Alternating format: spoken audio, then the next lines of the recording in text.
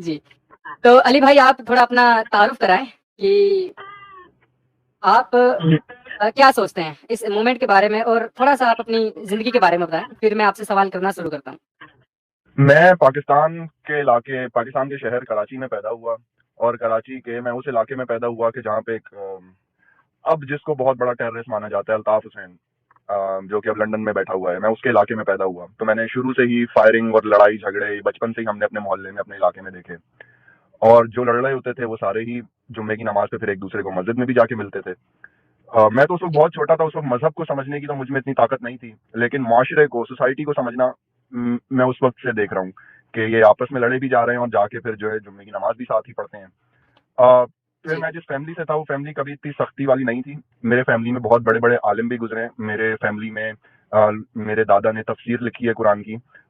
मेरे दादा ने कुरान पाक अपने हाथ से लिखा है। अपनी जिंदगी के 13 साल लगा के मेरे दादा ने हाथ से कुरान पाक, वो कच्ची कलम और कच्ची स्याही जो होती है, उससे हाथों से मेरे दादा ने कुरान लिखा है। और आप वो लिखा हुआ देख लें तो आपको पता ना लगे कि ये लिखा हुआ हाथ से है या प्रिंट हुआ हुआ है। खैर, तो जी। मेरी फैमिली में बहुत रिलीजियस लोग भी थे, बहुत लिबरल लोग भी थे, थोड़े बीच के लोग भी थे। तो इस वजह से मुझे हर तरह का माहौल भी देखने को मिला, हर तरह की सोच से भी आगाही मिली कि एक लिबरल सोच होती है, एक मजहबी सोच होती है। बस जैसे जैसे फिर मैं बड़ा होता गया, हर मुस्लिम फैमिली की तरह मेरी अम्मी ने भी मुझे जो है वो कुरान पढ़ाया, ना सिर्फ खुद पढ़ाया बल्कि उन्होंने क्लासेस दिलवाई। फिर मेरी अम्मी का खुद का भी यही काम था कि वो बच्चों को कुरान पढ़ाती थी, वो आज तक कुरान पढ़ाती हैं बच्चों को। और फिर जब मैं तकरीबन 12 से 14 साल की उम्र का जब मैं था, तो उस वक्त तक मुझे 7 से पारे याद हो गए थे, हिफ्स कर लिए थे मैंने शुरू के 7 से पारे। अब तो ज़ाहिर नहीं याद अब जी। मुझे, क्योंकि अब आप देखेंगे कितने 18-19 साल हो गए छोड़े हुए। तो अच्छा। अब तो कुछ भी याद, अब कुछ बातें याद है, अभी तक पहला सिपारा मुझे अभी थोड़ा बहुत याद है, और मुझे 26वें सिपारे की शुरू की सूरह फतह मुझे याद है, तो सूरह यासीन थोड़ी सी याद, कुछ इस तरह की चीज़ें अभी भी याद हैं, लेकिन वो प्रैक्टिस नहीं रही। तो फिर उसके बाद मैंने कुछ ऐसी ऑर्गेनाइजेशन से या कुछ ऐसी पॉलिटिकल पार्टीज से मेरा कांटेक्ट हुआ उस छोटी सी उम्र में, कि जिन्होंने मुझे ब्रेन वॉश करने की कोई, ये हम स्ट्रीम में आगे चल के इसके फिर तफसील से बात है, कि मैं सिर्फ जी। जी, आपको एक बिल्कुल। ओवरव्यू दे रहा हूँ हाँ, हाँ, कि ओके। तो मैं, हाँ, मैं पहले आपसे ये पूछना चाहूँगा कि किस मुस्लिम घराने से आपका ताल्लुकात था? मतलब कि शिया, सुन्नी, मैं शिया फैमिली से था देवबंदी, जी। बरेलवी? अच्छा, मैं शिया शिया फैमिली। फैमिली से था, जिसको वैसे ही जी। सारे मुसलमान मुसलमान नहीं मानते। तो मैं जी। शिया फैमिली से था। काफ़िर, काफ़िर, शिया काफ़िर। काफिर काफिर शिया काफिर, जी जी, हमें तो वैसे ही जी। मुसलमान नहीं मानता कोई, तो हम एक्स मुस्लिम हो गए तो जी। कोई बड़ी बात नहीं है। जी। तो हम पाकिस्तान के माहौल के बारे में आपसे तसल्ली से बातें करेंगे कि क्या वहाँ पर माहौल है, और स्पेशली जो शिया मुस्लिम हैं या फिर जो कादियानी हैं, उनकी क्या हालत है? तो उसके बारे में भी हम आपसे तसल्ली से पूछेंगे और अच्छे से श्योर। गुफ्तगू करेंगे। जी, लेकिन पहले आपसे सवाल, आज का जो हमने स्ट्रीम रखा है, जिसमें कुछ चुनिंदा सवाल आपसे हैं, और ये श्योर। सवाल ऐसे हैं जो हर एक एक्स मुस्लिम से पूछे जाने चाहिए, मेरे अकॉर्डिंग। तो जी, अली भाई, आपसे पहला सवाल तो यही है कि आप अपने आप को एक्स मुस्लिम क्यों कहते हो? मैं अपने आप को एक्स मुस्लिम बहुत शौक से कहता हूँ, और मुझे इस पे फख्र है कि मैं एक्स मुस्लिम हूँ, क्योंकि मैं एक मुसलमान खानदान में पैदा हुआ जिसका ईमान मुसल्लम था। तो जिसका ईमान मुसल्लम हो उसे मुसलमान कहते हैं, और मैं एक ऐसे ही खानदान में पैदा हुआ। और चीज़ों को समझने के बाद, जानने के बाद, थोड़ी जब आंखें खुली, तो मैंने उस अकीदे से आलिदगी इख्तियार कर ली। और इस वजह से मैं अपने आप को एक्स मुस्लिम कहता हूँ, और मैं प्राउडली कहता हूँ एक्स मुस्लिम अपने आप को। जी। तो बहुत अच्छा लगा अली भाई, क्योंकि एक्चुअली हमारे कुछ मुस्लिम भाई-बहन हैं, जो कहते हैं कि आप एक्स मुस्लिम क्यों कहते हो? आप अपने आप को कुछ और क्यों नहीं कह देते? आप क्या जानबूझकर हमें चिढ़ाना चाहते हो कि देखो एक्स मुस्लिम मतलब कि जो इस्लाम को छोड़ दे? तो मैं आपको बताना चाहूँगा कि जहाँ तक मेरा इल्म है इंग्लिश का, कि अगर किसी का हस्बैंड है, किसी ने अगर उसको छोड़ दिया तो वो उसे एक्स हस्बैंड बोलती है, या फिर अगर यस। किसी आदमी ने अपनी बीवी को छोड़ दिया तो वो उसे एक्स वाइफ बोलता है। तो जिसे जो बीत गया वो उसे एक्स लगा देता है, ये इंग्लिश का कुछ होगा। तो ऑब्वियसली बात है कि ये वेस्ट से काफ़ी चला है एक्स मुस्लिम। तो मुझे भी प्राउड होता है कि हम अपने आप को एक्स मुस्लिम कहते हैं, कि हम इस्लाम से बाहर आ चुके हैं। तो अली इस्लाम से भाई, बाहर आ आपका चुके हैं, ये, उस जी, सोच से बाहर आ आपका चुके हैं। जवाब बहुत अच्छा लगा। जी। दूसरा सवाल अली भाई आपसे है, आपको क्यों लगता है कि इस्लाम एक फ़ॉल्स रिलीजन है, झूठा मज़हब है? साइंटिफिक बुनियादों पे। अच्छा। इसलिए कि देखिए, मैंने इस्लाम इसलिए एक फॉल्स मजहब है क्योंकि ये बेसिक ह्यूमैनिटी और ह्यूमन राइट्स के खिलाफ है, वुमेन राइट्स के खिलाफ है। And I can name few other religion जो कि इन सारी चीजों की वायलेशन करते हैं, लेकिन मैं क्यों किसी और रिलीजन की बात करूं, जब मैं इस्लाम को छोड़ा है तो मैं उसी को बेहतर जानता हूँ। ह्यूमन राइट्स की वायलेशन, वुमेन राइट्स की वायलेशन, कॉमन सेंस की वायलेशन, और जो चीज मन तक पे पूरी ना उतरती हो। जी अली भाई थोड़ा सा जी। नॉइस हो रहा है, ऐसा लग रहा है माइक थोड़ा खराब हो रहा है। ओके, अब आवाज आ रही है आपको? हाँ नहीं मतलब माइक का थोड़ा सा डिस्टरबेंस लग रहा है कि आपके बोलने के बाद आवाज़ थोड़ी खराब हो रही है। Okay, uh, is it better? Um, चलिए हाँ अभी बोलें, मुझे थोड़ा सा लग रहा है लेकिन चलिए आप अपनी बात करें। अच्छा, तो मैं यही आपसे कह रहा था कि कुछ मंतकी गलतियां हैं, कुछ साइंटिफिक गलतियां हैं, और और कुछ जो है वो मोरालिटी की बहुत बड़ी गलतियां हैं इसमें। अच्छा, जी। तो मोरालिटी की ऐसी कौन-सी गलती है? क्योंकि देखें मुसलमानों का बेसिक अकीदा यही है कि मोरालिटी मतलब कि एक तरीके से मैं उर्दू में क्या कहते हैं मुझे वो याद नहीं आ रहा लेकिन हिंदी में इसे नैतिकता कहते हैं, कि अच्छे-बुरे की समझ ठीक। और इंसानियत और जी। तो वो इस्लाम से मिलती है इंसान को। तो इस्लाम के अंदर ही मोरालिटी नहीं है, ये आप कैसे कह सकते हो? देखें कि बहुत सारी चीज़ों के अंदर मोरालिटी नहीं है, लेकिन मैं इस्लाम के बारे में इसलिए बात कर सकता हूँ क्योंकि मैंने इसको पढ़ा है और मैंने इसको जाना है। इस्लाम में मोरालिटी इसलिए नहीं है। हम मोरालिटी किसे बोलते हैं? मोरालिटी का मतलब है कि हम चीज़ों को ये देखें कि कौन सी चीज़ बका के लिए अच्छी है और कौन सी चीज़ फना के लिए मतलब कौन सी चीज़ डिस्ट्रक्शन की तरफ जा रही है, कौन सी चीज़ कंस्ट्रक्टिव है। जो चीज़ कंस्ट्रक्टिव होती है, जैसे कि फ्रेंडलीनेस, जैसे कि इक्वल अपॉर्चुनिटी, इस तरह की चीज़ें जो हैं वो मोरालिटी की तरफ इंसान को लेके जाती हैं। लेकिन एक मजहब जो आपको फ्रेंडलीनेस ना सिखाता हो, एक मजहब जो आपको इक्वल राइट्स ना सिखाता हो, मेरा नहीं ख्याल कि वो रिलीजन सही सोर्स है मोरालिटी की। अगर एक औरत का बाप मर जाता है और उसके 3 भाई भी हैं, तो ये कैसे डिसाइड कर लिया गया कि उसको जायदाद में से आधे हिस्से की जरूरत है? हो सकता है उसे भी उतना ही हिस्से की जरूरत होती हो, क्योंकि जिंदगी तो उसने भी उतनी मुश्किलों में गुजारनी है जितनी एक मर्द ने गुजारनी है, बल्कि देखा जाए तो औरत की जिंदगी ज्यादा मुश्किलों से गुजरती है हमारे माशरे में। तो उसको आधा हिस्सा देने का मुझे बिल्कुल बिल्कुल मॉरल नहीं है, ये बिल्कुल अगेंस्ट मोरालिटी है ये। आम, किसी आम, पर्दे का कॉन्सेप्ट सिर्फ औरत के लिए है, मिसोजिनिस्टिक है। जो चीज औरत के खिलाफ हो या किसी एक जेंडर के खिलाफ हो, किसी एक कम्युनिटी के खिलाफ हो, उस चीज से मोरालिटी कैसे ली जा सकती है? इसीलिए कहते हैं कि इस्लाम एक मिसोजिनिस्ट रिलीजन है, इसको औरतों से नफरत है। तो किसी एक खास जेंडर से नफरत करने वाला या उसके बारे में अदावत रखने वाला अपने दिल में, या उसको कम अकल समझने वाला, आधी अकल का समझने वाला, वो चीज कभी मॉरल हो ही नहीं सकती। वो कभी इक्वल राइट्स प्रोविजन की गारंटी नहीं दे सकती आपको। इसलिए मेरे ख्याल से इस्लाम बिल्कुल मॉरल रिलीजन नहीं है। जी। एक्चुअली अली भाई कुछ हमारे अ, सुनने वाले कह रहे हैं कि साउंड का इश्यू है। और मुझे भी थोड़ा-सा लग रहा है कि माइक थोड़ा आपकी वॉइस को ना कट कर रहा है। वॉइस ना डिस्टर्ब हो रही है, ऐसा लग रहा है। ओके, मैं अ, एक कौन की करता हूँ कि आप हेडफ़ोन चेक करें या फिर रिजॉइन भी आपको कर सकते हो। अब आवाज आ रही है आपको? नहीं, अभी भी वही थोड़ा-सा ऐसा लगता है ना जैसे फटा हुआ स्पीकर हो, वैसा लग रहा है। हो सकता है। अच्छा, एक सेकंड। हाँ, थोड़ा हेडफ़ोन का आप चेक मैं कर लीजिए या फिर आप हाँ, रिजॉइन करने का ट्राई करें, हो सकता है तब मसला ठीक हो जाए। चले, मैं फैज, मैं एक सेकंड में रिज्वाइन करता हूँ। हाँ जी, ओके, ओके। तो हमारे मैं साथ अली भाई दोबारा जी। मैं अब अभी अली भाई अभी आवाज़ नहीं आ रही, अब तो बिल्कुल कट गई है। ओके, मैं वापस आता हूँ। अब ओके, ओके, आप थोड़ा-सा चेक कर लीजिए। तो आप सभी को मैं बता देता हूँ कि अली भाई हमारे साथ दोबारा जुड़ेंगे, उनका थोड़ा-सा माइक का इश्यू है और आवाज़ भी खराब आ रही है फिर वैसे सिर दर्द करने लगेगा, तो वॉइस अच्छी होनी चाहिए। तो मैं आप सभी को बता देता हूँ कि आज हमारे साजिद भाई की भी स्ट्रीम है, एक्स मुस्लिम साजिद इमाम, तो उनकी स्ट्रीम 10 बजे से स्टार्ट होगी, तो ये इंटरव्यू तकरीबन 1 घंटा या डेढ़ घंटा चलेगा। उसके बाद कुछ कॉलर्स लिए जाएँगे जिन्हें स्पेशली अगर अली भाई से बात करनी है, तो अली भाई से वो लोग बात कर सकते हैं और उसके बाद हम स्ट्रीम क्लोज़ करेंगे। तो साजिद भाई की स्ट्रीम है, एक्स मुस्लिम साजिद इमाम, तो आप उनकी स्ट्रीम ज़रूर जॉइन करें क्योंकि ये इंटरव्यू है, तो इसे आप लोग बाद में भी सुन सकते हैं। लेकिन साजिद भाई ने आज का जो स्ट्रीम है उनका, वो काफ़ी इंटरेस्टिंग टॉपिक पर रखा है। तो प्लीज़ आप उनके चैनल पर जाएँ और उनका स्ट्रीम सुनें और ज़्यादा से ज़्यादा लाइक करें, शेयर करें और उनके चैनल को सब्सक्राइब करें। जी। तो जैसे ही अ, अली भाई जुड़ते हैं, हम दोबारा उनसे सवाल-जवाब का सिलसिला शुरू करेंगे। जी अली भाई आ चुके हैं। जी, अली भाई आपका दोबारा इस्तकबाल है। अच्छा, मैंने एक सेकंड के लिए कैमरा बंद किया। आप मुझे अगर सिर्फ ये बता दें कि आवाज अगर बेटर है। आवाज़ अभी अभी आपका आवाज़ बहुत अच्छा आ रहा है। सही है, और मैं एक जी। सेकंड के लिए खोलूंगा ताकि हमें समझ में आ जाए कहीं कैमरा खोलने की वजह से तो नहीं हो रहा। हाँ, हाँ, ये भी हो सकता है, बिल्कुल, बिल्कुल। तो मैं आप कैमरा कैमरा ओपन करके देखें। जी। तो अब आपको आवाज बेटर है, वैसे ये खराब हो गई है? नहीं, अब तो बिल्कुल सही आ रही है आवाज़, अभी कोई दिक्कत नहीं है। ठीक है, ठीक है, चले, जी। ठीक है, आप अपना सवाल करें। मैं सवाल पे दूसरे सवाल पे थे हम। हाँ जी, चले। तो आपसे ये तीसरा सवाल है, 2 सवाल आपसे हो चुके हैं। इस्लाम में ऐसी क्या बुराई है, जो आपको सबसे ज़्यादा बुरी लगती है? दूसरे मजहबों को अपने आप से नीच, गंदा और गलीज समझना। हिंदू हैं तो वो नापाक हैं, क्रिश्चियन हैं तो ये जो पाकी नापाकी का कॉन्सेप्ट है और हराम हलाल का कॉन्सेप्ट मुझे इस्लाम का सबसे बुरा लगता है। अपनी मर्जी की चीज को हलाल कह दो, अपनी मर्जी की चीज को हराम कह दो, कोई आजादी नहीं, तो आजादी के खिलाफ है रिलीजन। सबसे बुरी चीज जो मुझे लगती है इस्लाम की वो ये लगती है कि आजादी के खिलाफ है, इंसानी आजादी के खिलाफ है ये रिलीजन।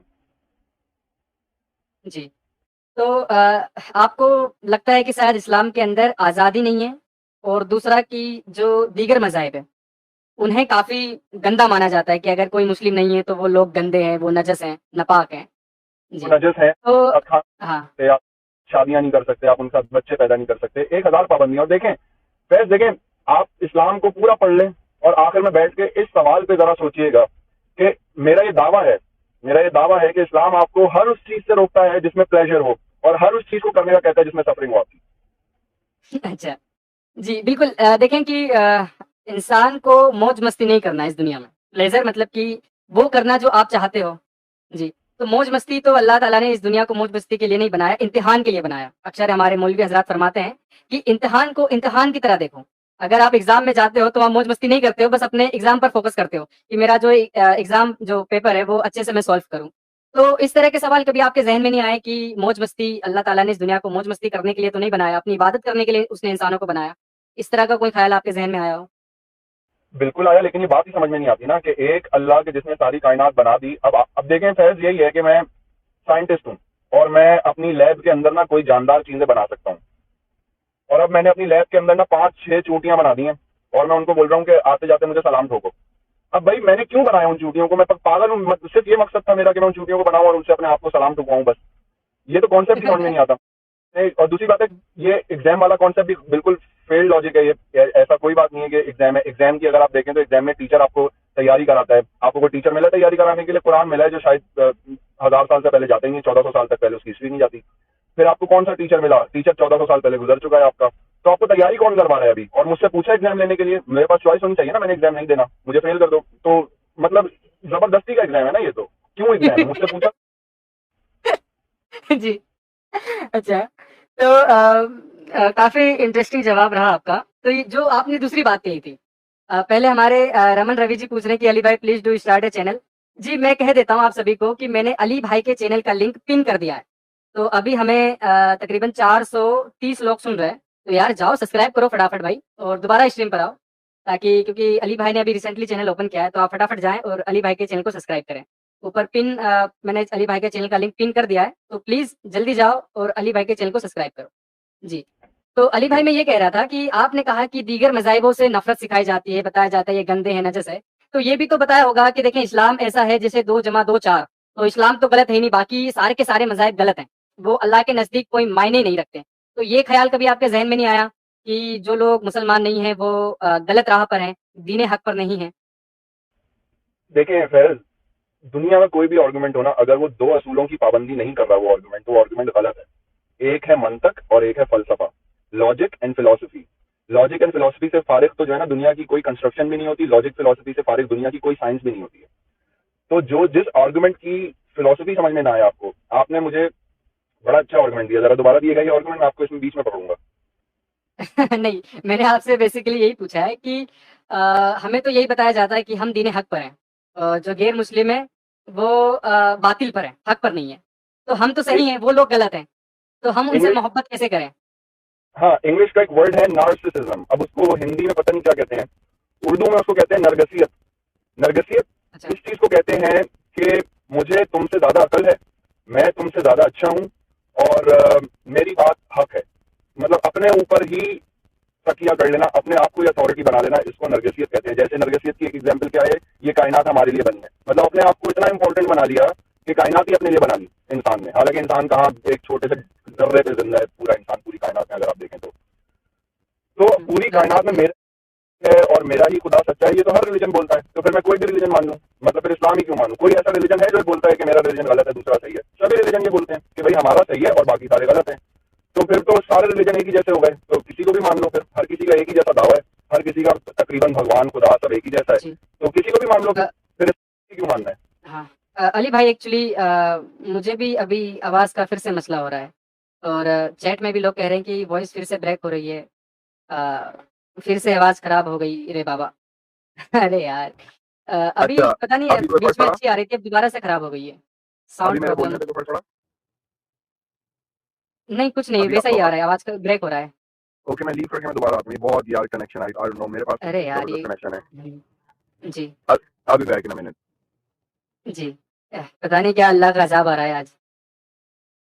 यार, यही तो होता है यार। देखिए, मूड में हम बैठे हुए हैं ताकि अली भाई से अच्छी-अच्छी बातें करें, उनका पॉइंट ऑफ व्यू लें, क्योंकि वो एक शिया मुस्लिम से उनका ताल्लुकात है। सॉरी, शिया इस्लाम से ताल्लुकात हैं और वो शिया मुस्लिम थे।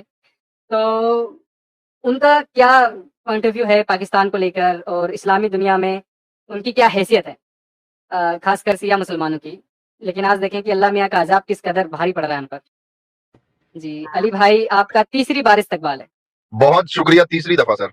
आई होप कि हाँ जी, आवाज इस दफा अब बेहतर आ रही है। आवाज़ बिल्कुल परफेक्ट आ रही है। अब तो ऐसा मेरे लग रहा है ख्याल कि से ना भाई मैं हमें अली हर भाई को 5 सुन मिनट रहा में हूँ। डिस्कनेक्ट करके वापस आना चाहिए।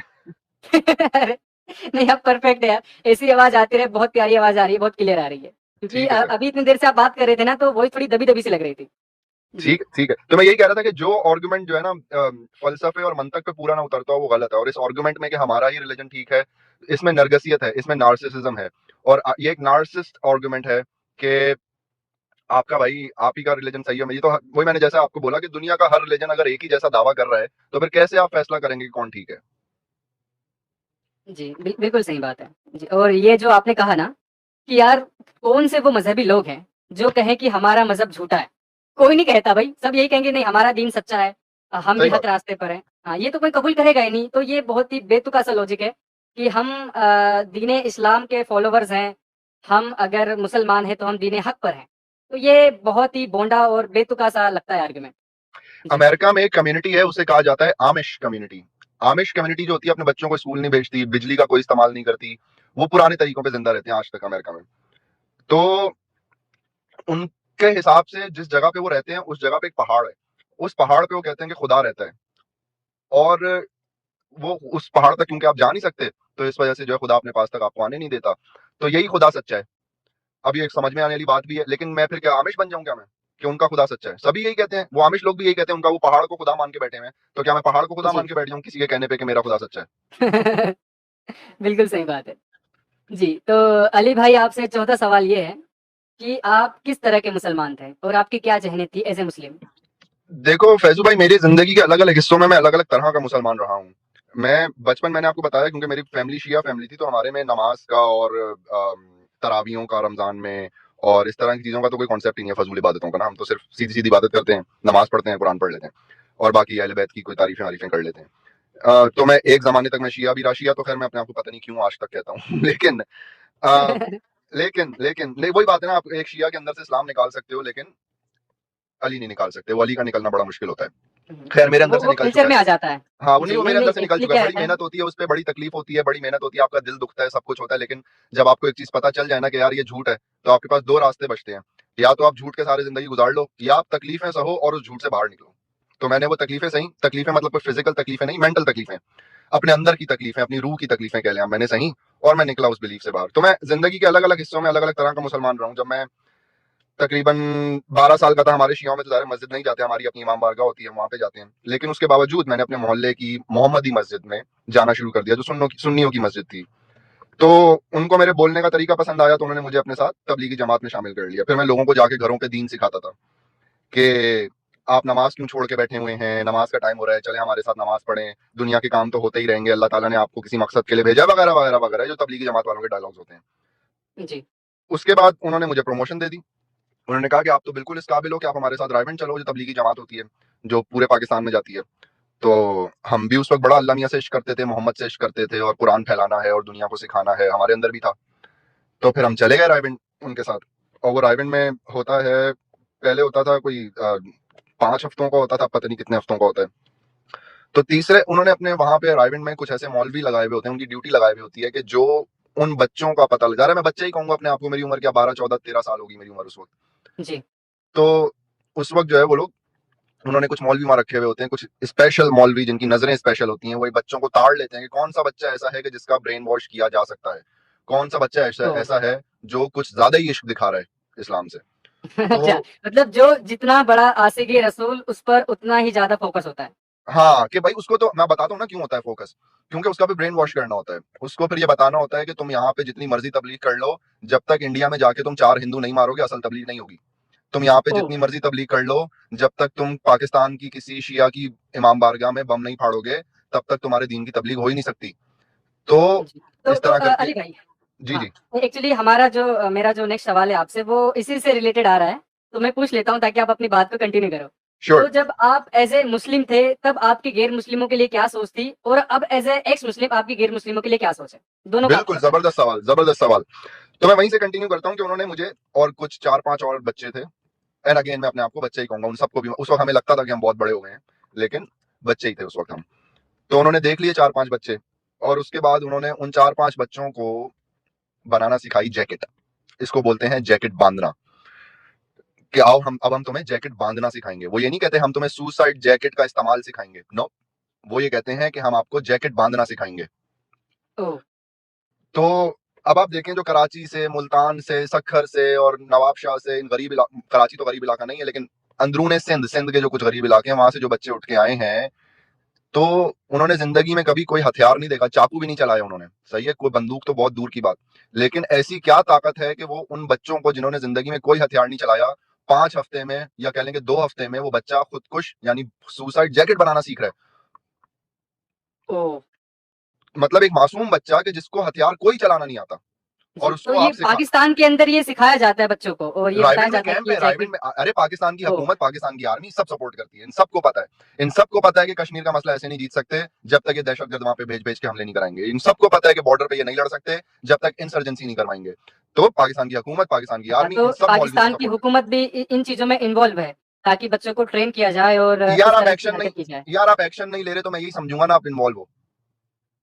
जी, बिल्कुल, बिल्कुल, ये आपने सही कहा कि अगर हुकूमत कोई एक्शन नहीं ले रही ऐसे लोगों के खिलाफ, तो इसका मतलब तो ये हुआ हो सकता है हुकूमत फंडिंग भी करती हो, फंडिंग कि भी अब करती है हुकूमत के, अपने आप ही फायदे हैं। हाँ, जी, अब इन्हीं के भरोसे जो कश्मीर का मसला है वो सॉल्व किया जाएगा। यही सोचते होंगे ना पाकिस्तान के लोग, कि अब यही यही तरीका बचा है हमारे पास। यही बात है, यही बात है। तो खैर मैंने अपनी जी, जैकेट बनाना जब सीख ली, तो उसके बाद तकरीबन 1 हफ्ता रह गया था कि जब हमें ईरान जाना था। तो भाई पता नहीं मेरे दिल में क्या हुआ, मेरे माँ बाप का ख्याल मेरे दिल में आया, और मेरे घर का ख्याल मेरे दिल में आया, और उस वक्त तक मुझे ही नहीं पता था कि मुझे फटना है कहीं जाके, या मुझे कुछ दहशतगर्दी करनी है, या मुझे कुछ करना है। मुझे बस ये पता था कि मुझे ईरान भेज देंगे। लेकिन अच्छा, फिर मेरे माँ बाप का ख्याल मेरे दिल में आया। मैंने बोला यार मैं क्या कर रहा हूँ, मैं तो अभी उम्र ही मेरी कुछ नहीं है, और मैं आई डोंट नो कि मुझे क्यों भेज रहे हैं ईरान, और मुझ में ऐसा क्या खास है कि इन लोगों ने इतने हजारों लोगों में से हम 4-5 को चुन के ईरान भेज रहे हैं।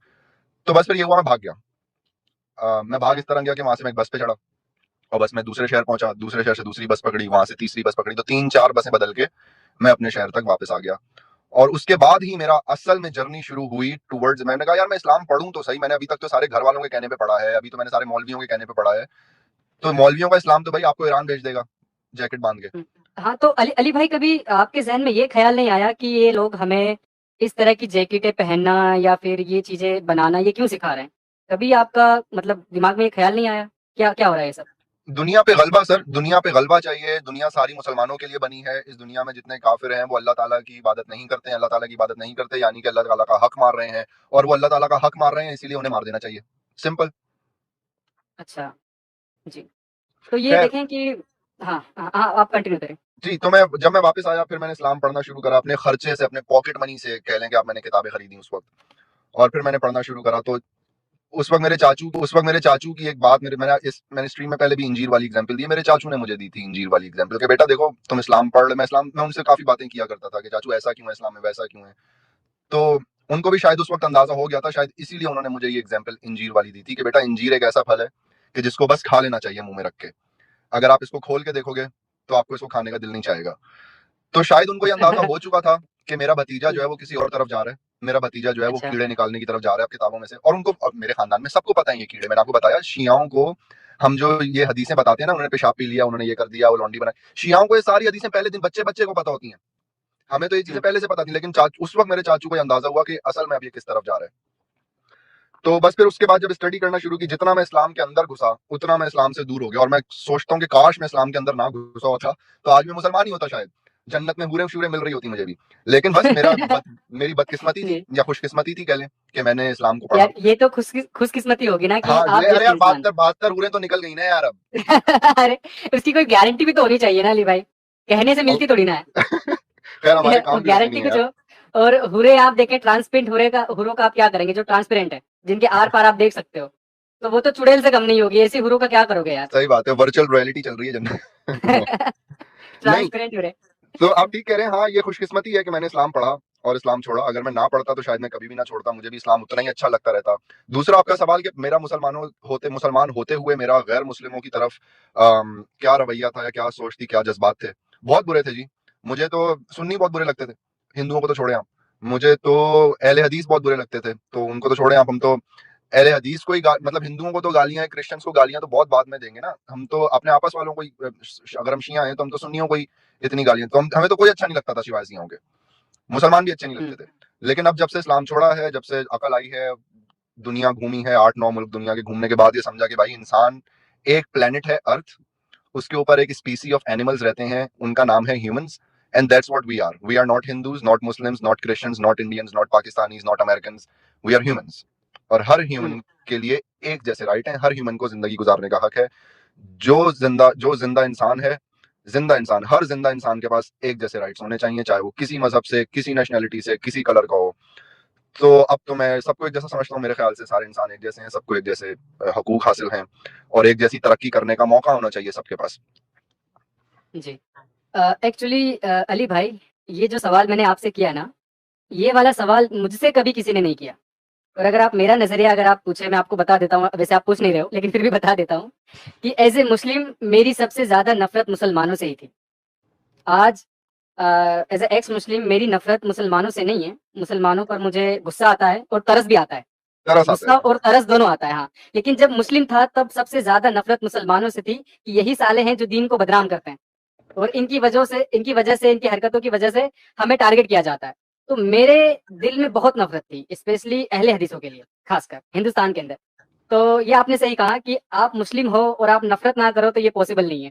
हाँ ना। और आप मुसलमान कौन से मुसलमान मुस्लिम से हो, भी क्या नफ़रत आप, करता है। और आप कौन से मुस्लिम हो? क्या आप देवबंदी मुस्लिम हो, क्या आप बरेलवी मुस्लिम हो, क्या आप शिया मुस्लिम हो, क्या आप अहले सुन्नत मुस्लिम हो? तो आप जिस भी फिरके से हो, आप लाजमी तौर पे आपके अंदर दूसरे फिरके के लिए नफरत होगी। दूसरे मजहब को तो छोड़ ही दो, दूसरे फिरके के, हुँ, सऊदी अरब वाले ईरान से किस बात पे लड़ रहे हैं? मजहब के नाम पे। ईरान का सऊदी अरब का क्या, किस आइडियोलॉजी का मसला है? रिलीजियस आइडियोलॉजी का मसला है। तो ये तो हुँ, मुसलमान आपस में अगर एक दूसरे से इतनी नफरत कर रहे हैं, तो I am sorry to say, Islam is not a religion of peace. अगर ये जी, रिलीजन ऑफ पीस होता तो एटलीस्ट आपस में तो पीस होता है इनके। दुनिया में तो पीस फैलाना छोड़ दो, लेकिन कम से कम ये मुसलमान आपस में तो पीसफुली रह रहे होते। अगर ये देखो, कुरान एक ही जैसा पढ़ते हैं, इबादत भी ऑलमोस्ट एक ही जैसी करते हैं, तो फिर ये कौन सी चीज है जो पीस लेके नहीं आ रही? इसका मतलब पीस कहीं बाहर से आना है, कुरान से नहीं आना, इस्लाम से नहीं आना, पीस कहीं और से आना है इसका मतलब।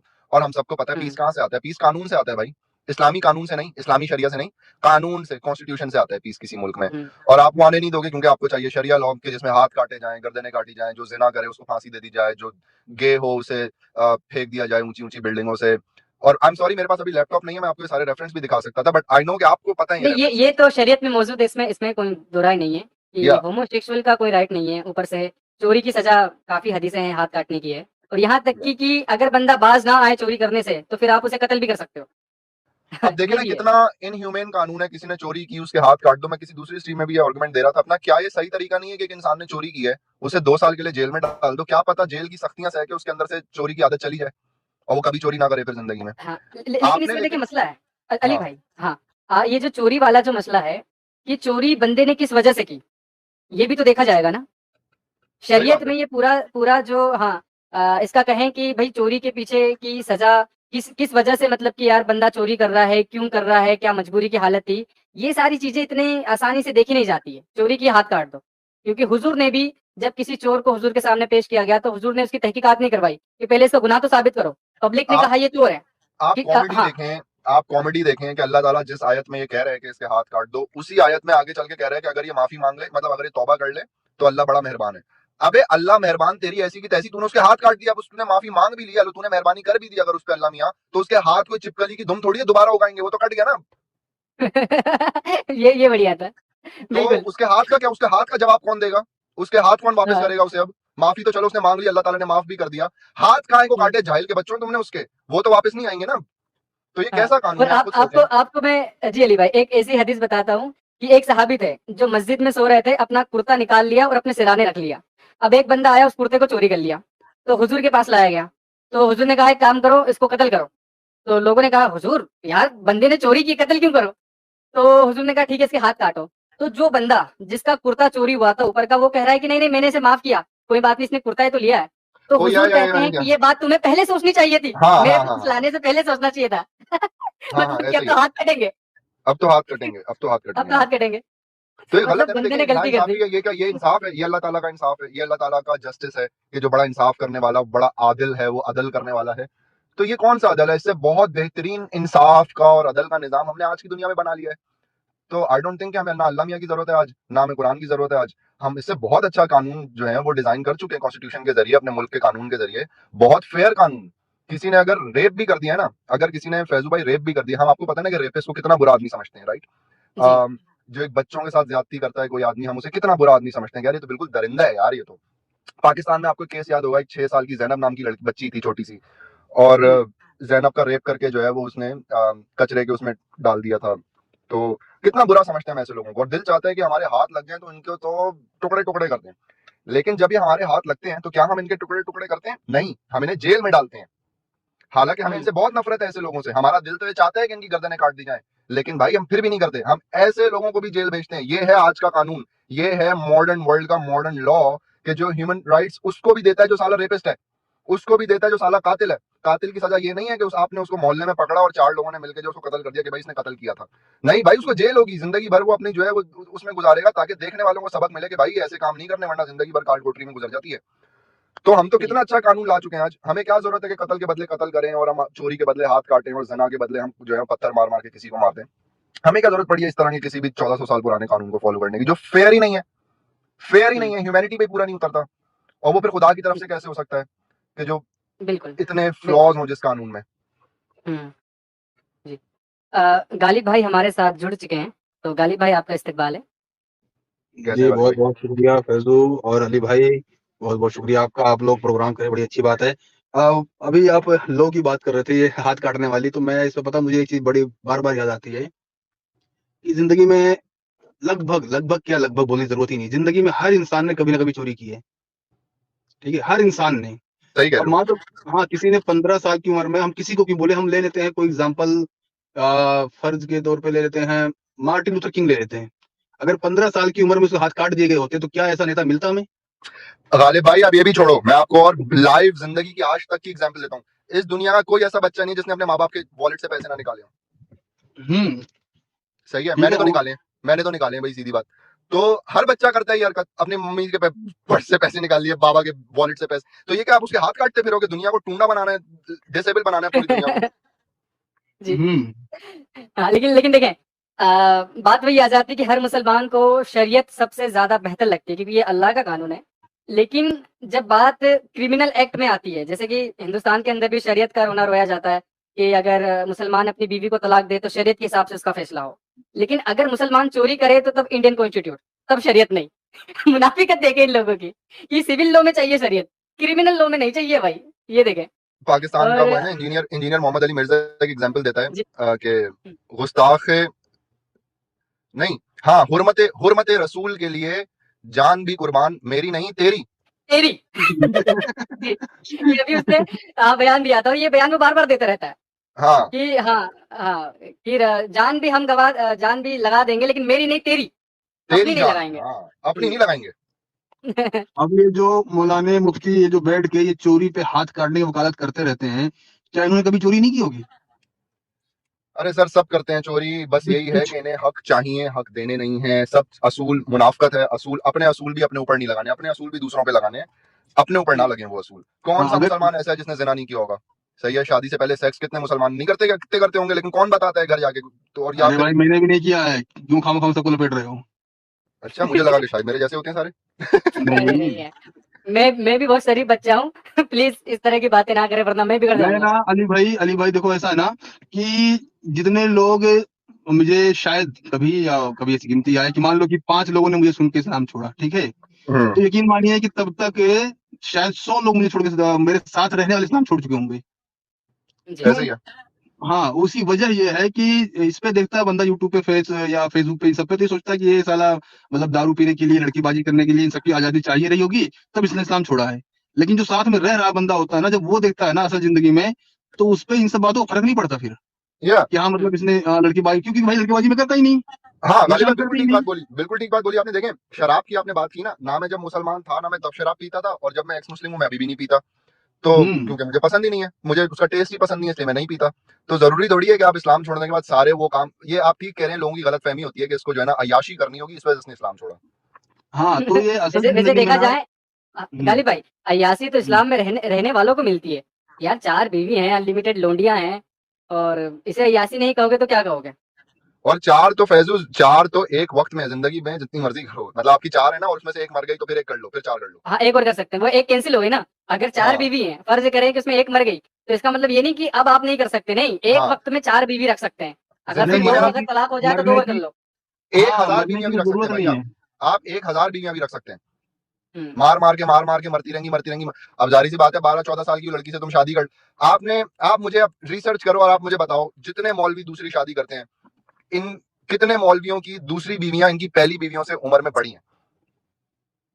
नहीं, इनकी ये ज्यादातर दूसरी नहीं बीवियां देखने को इनकी पहली मिलेगा, बीवी से छोटी होती हैं। छोटी होती हैं, बिल्कुल। क्यों? अगर आपने औरत को सहारा देना है तो कुत्ते के बच्चों, तुम वो बेवा औरतें तुम्हें नहीं दिख रही जिनके शौहर मर गए, उनको सहारा दो। वो औरतें जिनसे कोई हुँ, शादी नहीं करता कि उनके कोई बच्चा पैदा करने में कोई प्रॉब्लम है, तुम उनको सहारा दो।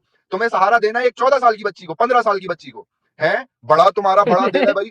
तुम्हारी अपनी बीवी 40 साल की हो गई है, वो और बच्चे पैदा नहीं कर सकती, उसके साथ कोई मसला हो गया है, और अब तुम्हें चाहिए 15 साल की, ताकि तुम्हें 20 साल का और टाइम मिले बच्चे निकालने का उस 15 साल की में से। तो बच्चे ये तो बच्चे आप वाली देख। बात, बच्चे वाली तो बात बाद में अली भाई, जो मैंने इस पे थोड़ा सोचा विचारा, मुझे यही नजर आता है कि इनको ना सिर्फ सेक्स नहीं करना होता, इनको तड़पा तड़पा के सेक्स करना होता है, फुल फीलिंग के साथ।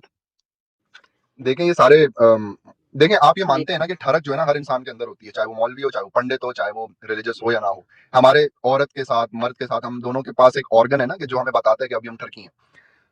तो वो आप रोक तो नहीं सकते इंसान की ठरक। इंसान को अगर कोई सेक्सुअल नीड्स हैं तो वो तो मौलवी की भी हैं। अगर वो मौलवी बन गया, इसका हम्म। मतलब ये थोड़ी है उसके अंदर से सेक्सुअल नीड्स उसकी खत्म हो गई है, या उसकी सेक्सुअल डिजायर उसकी खत्म हो गई है, वो तो रहेगी, कभी भी रहेगी। अब उनका मसला ये, और मैं क्यों कहता हूँ कि किसी भी मुल्क को सेक्सुअल लिबर्टी पे कॉन्सेंट्रेट करना चाहिए। ये होना ही नहीं चाहिए कि आप इसके साथ सो सकते हो और उसके साथ नहीं सो सकते, शादी से पहले सो सकते हो। लोगों को खुद डिसाइड करने दो। अब मौलवियों पे प्रेशर इतना है कि कहीं दूसरी जगह सो गए अगर, वो तो जिना कहलाएगा, और जिना की सजा तो मौत है।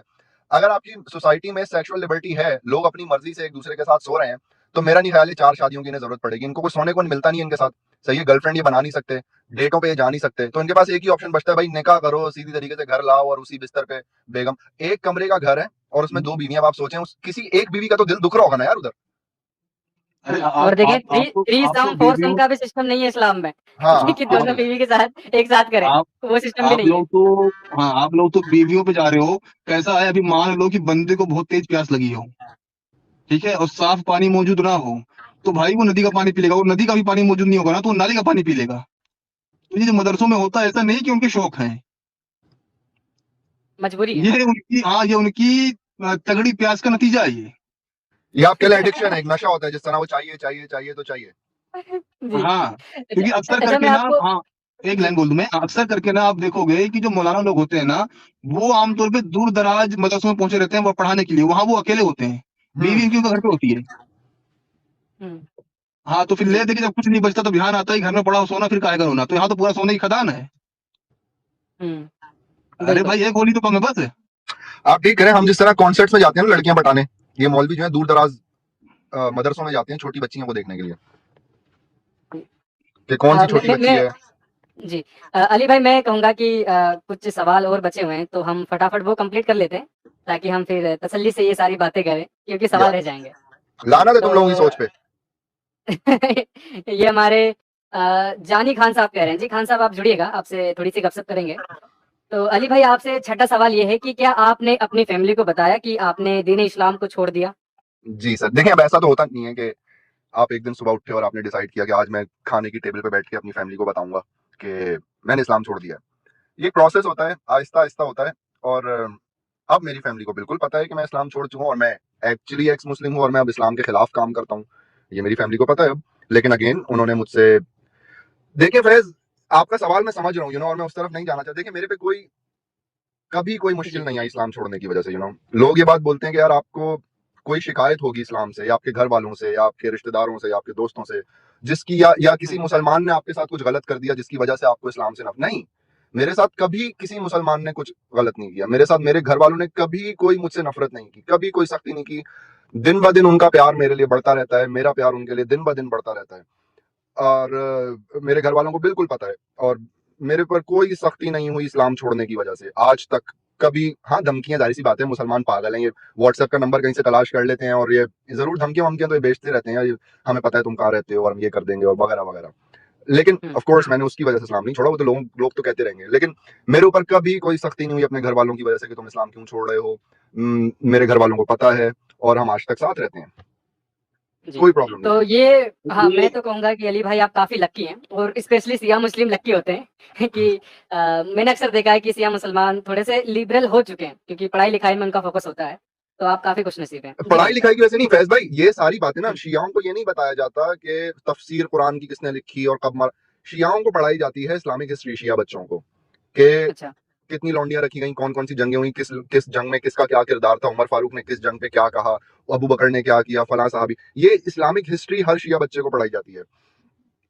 तो जब इस्लामिक हिस्ट्री मोहम्मद खुल के पढ़ाई जाती है ना, तो उनको खुद भी पता होता है कि यार ये सारी चीजें एक्चुअली मेन स्ट्रीम इस्लाम के खिलाफ जा रही हैं, जो हम बता रहे हैं इसको। तो मेन स्ट्रीम इस्लाम तो शिया वैसे ही नहीं पढ़ते ना जो बाकी मुसलमान पढ़ते हैं, वो तो थोड़ा और डीप जाके पढ़ते हैं। उनको ये सारी जो हमारे एतराजात हैं, 9 साल की उम्र से शादी और घोड़े पे बैठ के जो है वो मेराज पे जाना और आयशा की हरकतें, आयशा का एक रात के लिए गायब हो जाना, ये सारी बातें तो शिया के बच्चे बच्चे को पता होती हैं, लेकिन उसके बावजूद वो अपने आप को शिया बोलता है। तो हमारी तरफ जी, तो वैसे अम्मा कोई सख्ती अम्मा नहीं है। अम्मा आयशा को बड़ा टारगेट करते हैं सिया लोग। देखें, हाँ, इसी अम्मा बात पे आयशा ना मैं को, सियाओं से थोड़ा चिढ़ता हूँ। हाँ, यार, अम्मा अम्मा आयशा आयशा को को, इतना टारगेट क्यों करते हैं आप लोग? अम्मा आयशा को, अबू बकर को और उमर को, उस्मान को, अबू सुफियान को, अबू लहब को, अबू जहल को, माविया को, इन सबको बहुत गालियां देते हैं ये लोग। जी जी, हजरत गाली आयशा भाई की आप मसला कुछ ये कह है ना रहे कि थे। हजरत आयशा के जी बाप को गाली देनी चाहिए कि तूने कितनी छोटी बच्ची की शादी क्यों कराई कि जिसको ना घर पे रहना। अब एक हदीस मैं आपको सुनाता हूँ। नबी अकरम सल्लल्लाहु अलैहि वसल्लम एक दफा अपने हुजरे में नमाज पढ़ रहे थे, तो जब वो सना पढ़ते, यानी खड़े होकर जो वो इबादत करते हैं, जब वो सना पढ़ते तो हजरत आयशा अपने पैरों को फैला लेती, फिर जब वो सजदे में जाते तो उनका सर उनके पैरों पे लगता तो अपने पैरों को समेट लेती, फिर जब वो खड़े होते फिर वो अपना पैर फैला लेती, फिर जब वो सजदे में जाते फिर वो अपना पैर समेट लेती। अब आप देखो कितनी बदतमीजी है, लेकिन 9 साल की बच्ची से आप क्या एक्सपेक्ट करो, उसके पता होंगी ये सारी चीजें कि मैंने क्या करना है क्या नहीं करना। तो ये तो उसके बाप की गलती है कि जो उसके ऊपर भी इल्जामात लगवाए इतनी छोटी उम्र में शादी करवा के उसकी। और मैं तो कहता हूँ अबू बकर ने तो बेचा आयशा को, मतलब पैसों के एवज नहीं, जी, ईमान के एवज। समझे, जरूरी नहीं है लेकिन कि वो। लेकिन अगर देखें अली भाई, यहाँ पर एक कॉन्ट्रडिक्शन खड़ी होती है ना यार, कि जी, अगर शिया कहें कि यार अबू बकर ने गलत किया, तो क्या हुजूर ने सही किया एक बच्ची से शादी करके? हुजूर पर सवाल क्यों नहीं? हजूर पे तो ये आप जितनी भी 11 बीवियां बोलते हो ना हजूर की, सही है, हाँ, शिया नहीं मानते इनको। शिया कहते हैं कि ये सब फजूल बातें हैं। हमारे नबी के ऊपर ऐसी ऐसी औरतों को जोड़ा गया है जो यहूदने थी, जो पकड़ पकड़ के लाई गई थी और उनको नबी के हवाले कर दिया गया था और बाद में इनको लिख दिया गया। आई अंडरस्टैंड कि शिया बायस है, शिया क्योंकि वो मान नहीं सकते खुल के, तो जाहिर सी बात है कोई बहाना तो वो तलाश करेंगे ना। तो ये कहते हैं कि भाई इनकी कोई अपनी मर्जी से शादी नहीं थी, ये मुसलमानों ने इनके ऊपर औरतें थोपी और इनका नाम खराब किया। कोई कहीं से अच्छा, लूट के लाए तो थोड़ी औरतें अपने पास रख ली, थोड़ी नबी को दे दी, फिर कोई और से औरतें लूट के लाए तो सबसे खूबसूरत वाली नबी के हवाले कर दी कि नबी भी खुश हो जाए। आई मीन अच्छा। ये शिया तो बायस्ड इसमें वर्जन है, इसमें इसमें डिस्टॉर्टेड नबी वर्जन की कोई गलती नहीं है। नहीं है। नहीं, इसमें नबी की गलती नहीं नबी है। तो मासूम, नबी शुक्र यार, नबी मासूम। नबी को 9 साल की बच्ची लाके दे दो, वो कहता है हाँ ठीक है चलो रख लेता हूँ इसको। 12 साल की लाके दो, हाँ ठीक है कोई बात नहीं रख लेता जी हूँ, उसको अपनी कोई अकल नहीं है।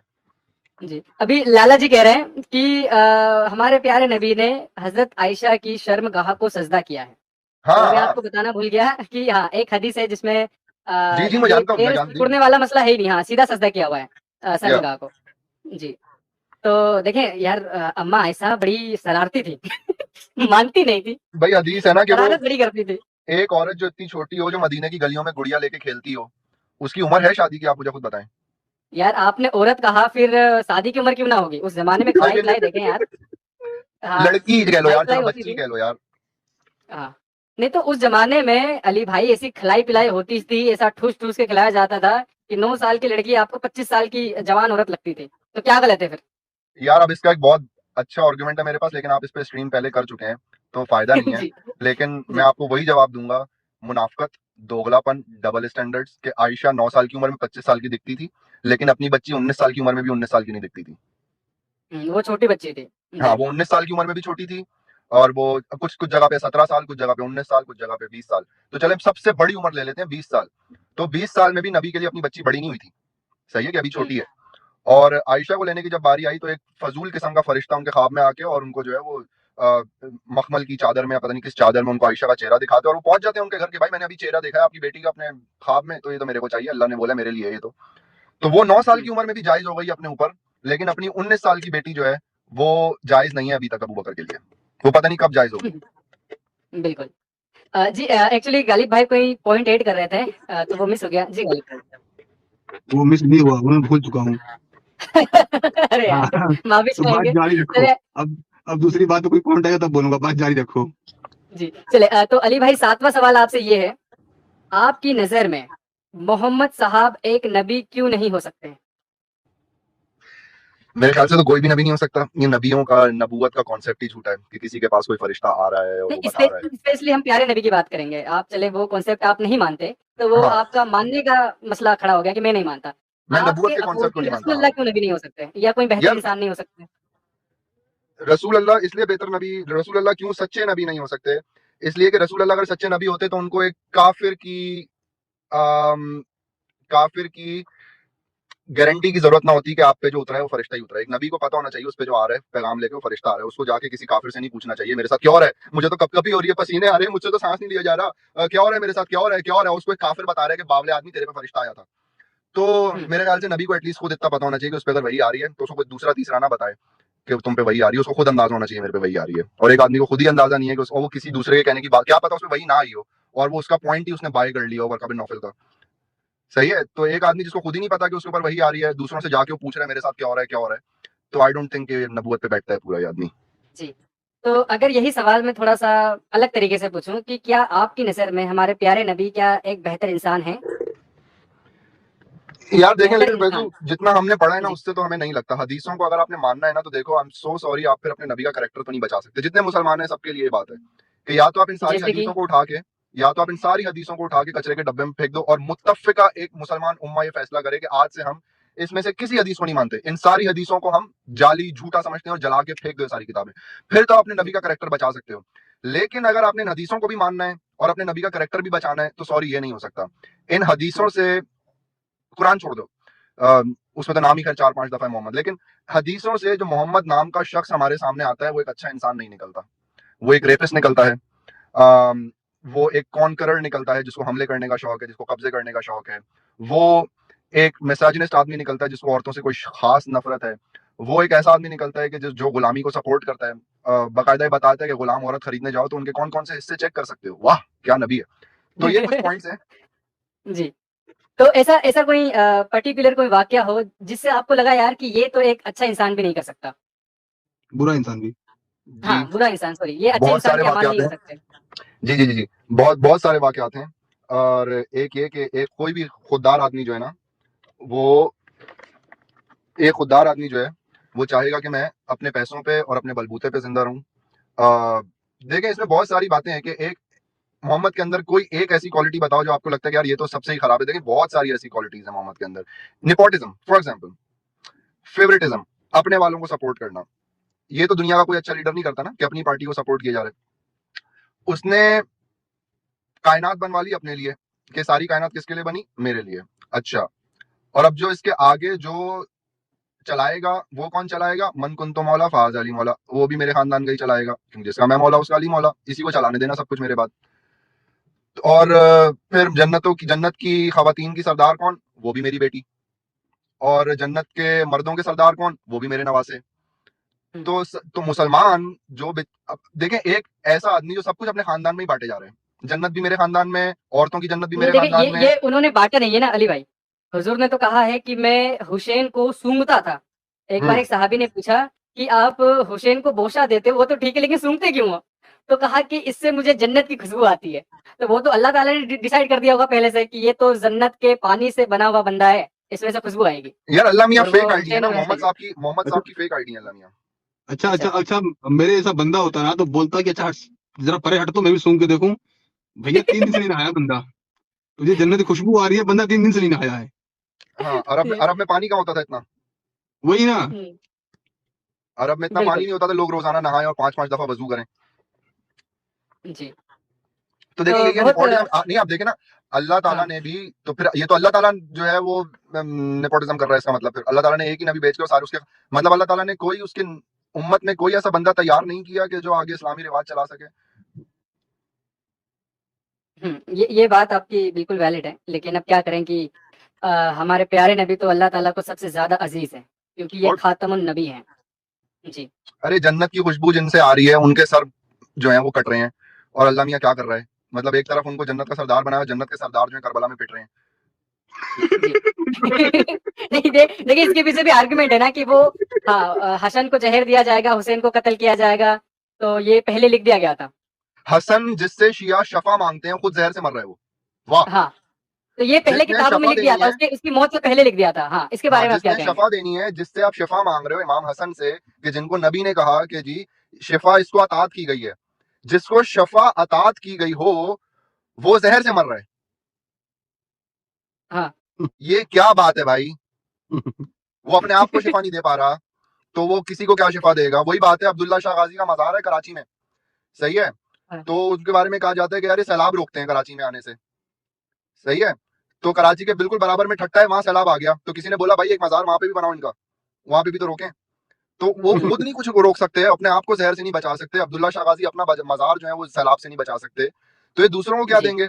मुझे क्या जरूरत है मानने की कि मेरे को शफा जो है इमाम हसन से मिलेगी, या मेरे को बहादुरी जो है इमाम हुसैन से मिलेगी। इतने बहादुर लोग जो है वो खुद अपने आप को, अपनी औरतों को, अपनी बच्चियों को नहीं बचा सके, तो मैं क्यों बहादुरी सीखूं इन लोगों से, और मैं क्यों शफा सीखूं हजरत इमाम हसन से, और मैं क्यों मान लूं कि जन्नत के सरदार हैं। जन्नत में सरदार, हुँ। जन्नत के सरदार अगर जहर पी के मर रहे हैं, ये कौन से जन्नत के सरदार हैं। नहीं देखिए, अब ये हो सकता है ना कि उस हसन ने 7 अजवा खजूर नहीं खाई होगी पहले। उसे खा के ज़हर पीना चाहिए था, हो सकता था कि फिर ज़हर असर ना करे। वो नबी ने भी नहीं क्यों खाई थी। गालिब भाई? हाँ वो नबी ने भी नहीं खाई थी। अगर अगर हसन और हमारे प्यारे नबी पहले 7 अजवा खजूर खा लेते, तो हो सकता था कि वो ज़हर से ना मरते। ये एडम सीकर भाई ने बड़ी जबरदस्त बात बोली कि जो खुद कुत्ते की मौत मर रहा है, खैर मैं ये लफ्ज यूज नहीं करूंगा, लेकिन जो खुद एक इतनी बुरी मौत, जो खुद एक अपने, एडम सीकर भाई आप तो यार अल्लाह की कसम, खैर जो बल्कि एक इतनी खैर बुरी मौत मर रहा है, सही है, वो जी। कैसे शिफा देगा आपको। मतलब एक बहुत बड़ा वॉरियर है जिसका काम है अपनी कौम को बचाना, और वो वॉरियर ही 4 लोग मिलकर उसे मार रहे हैं, तो उसकी कौम क्या सोचेगी उसके बारे में। अच्छा अली भाई, अब मुझे आज तक ये आर्गुमेंट समझ नहीं आया कि बोलते हैं कि हुसैन शहीद हुए तो इस्लाम बचा। नहीं, अरे गालिब भाई वो कहावत पूरी अच्छे से बोलो ना कि इस्लाम ज़िंदा होता है हर करबला के बाद। हाँ वो वाला सुनाओ थोड़ा। हाँ, तो अरे पूरा मुझे याद नहीं, एक ही लाइन जितना मुझे भी याद, जितना तुम बोले हो ना अभी।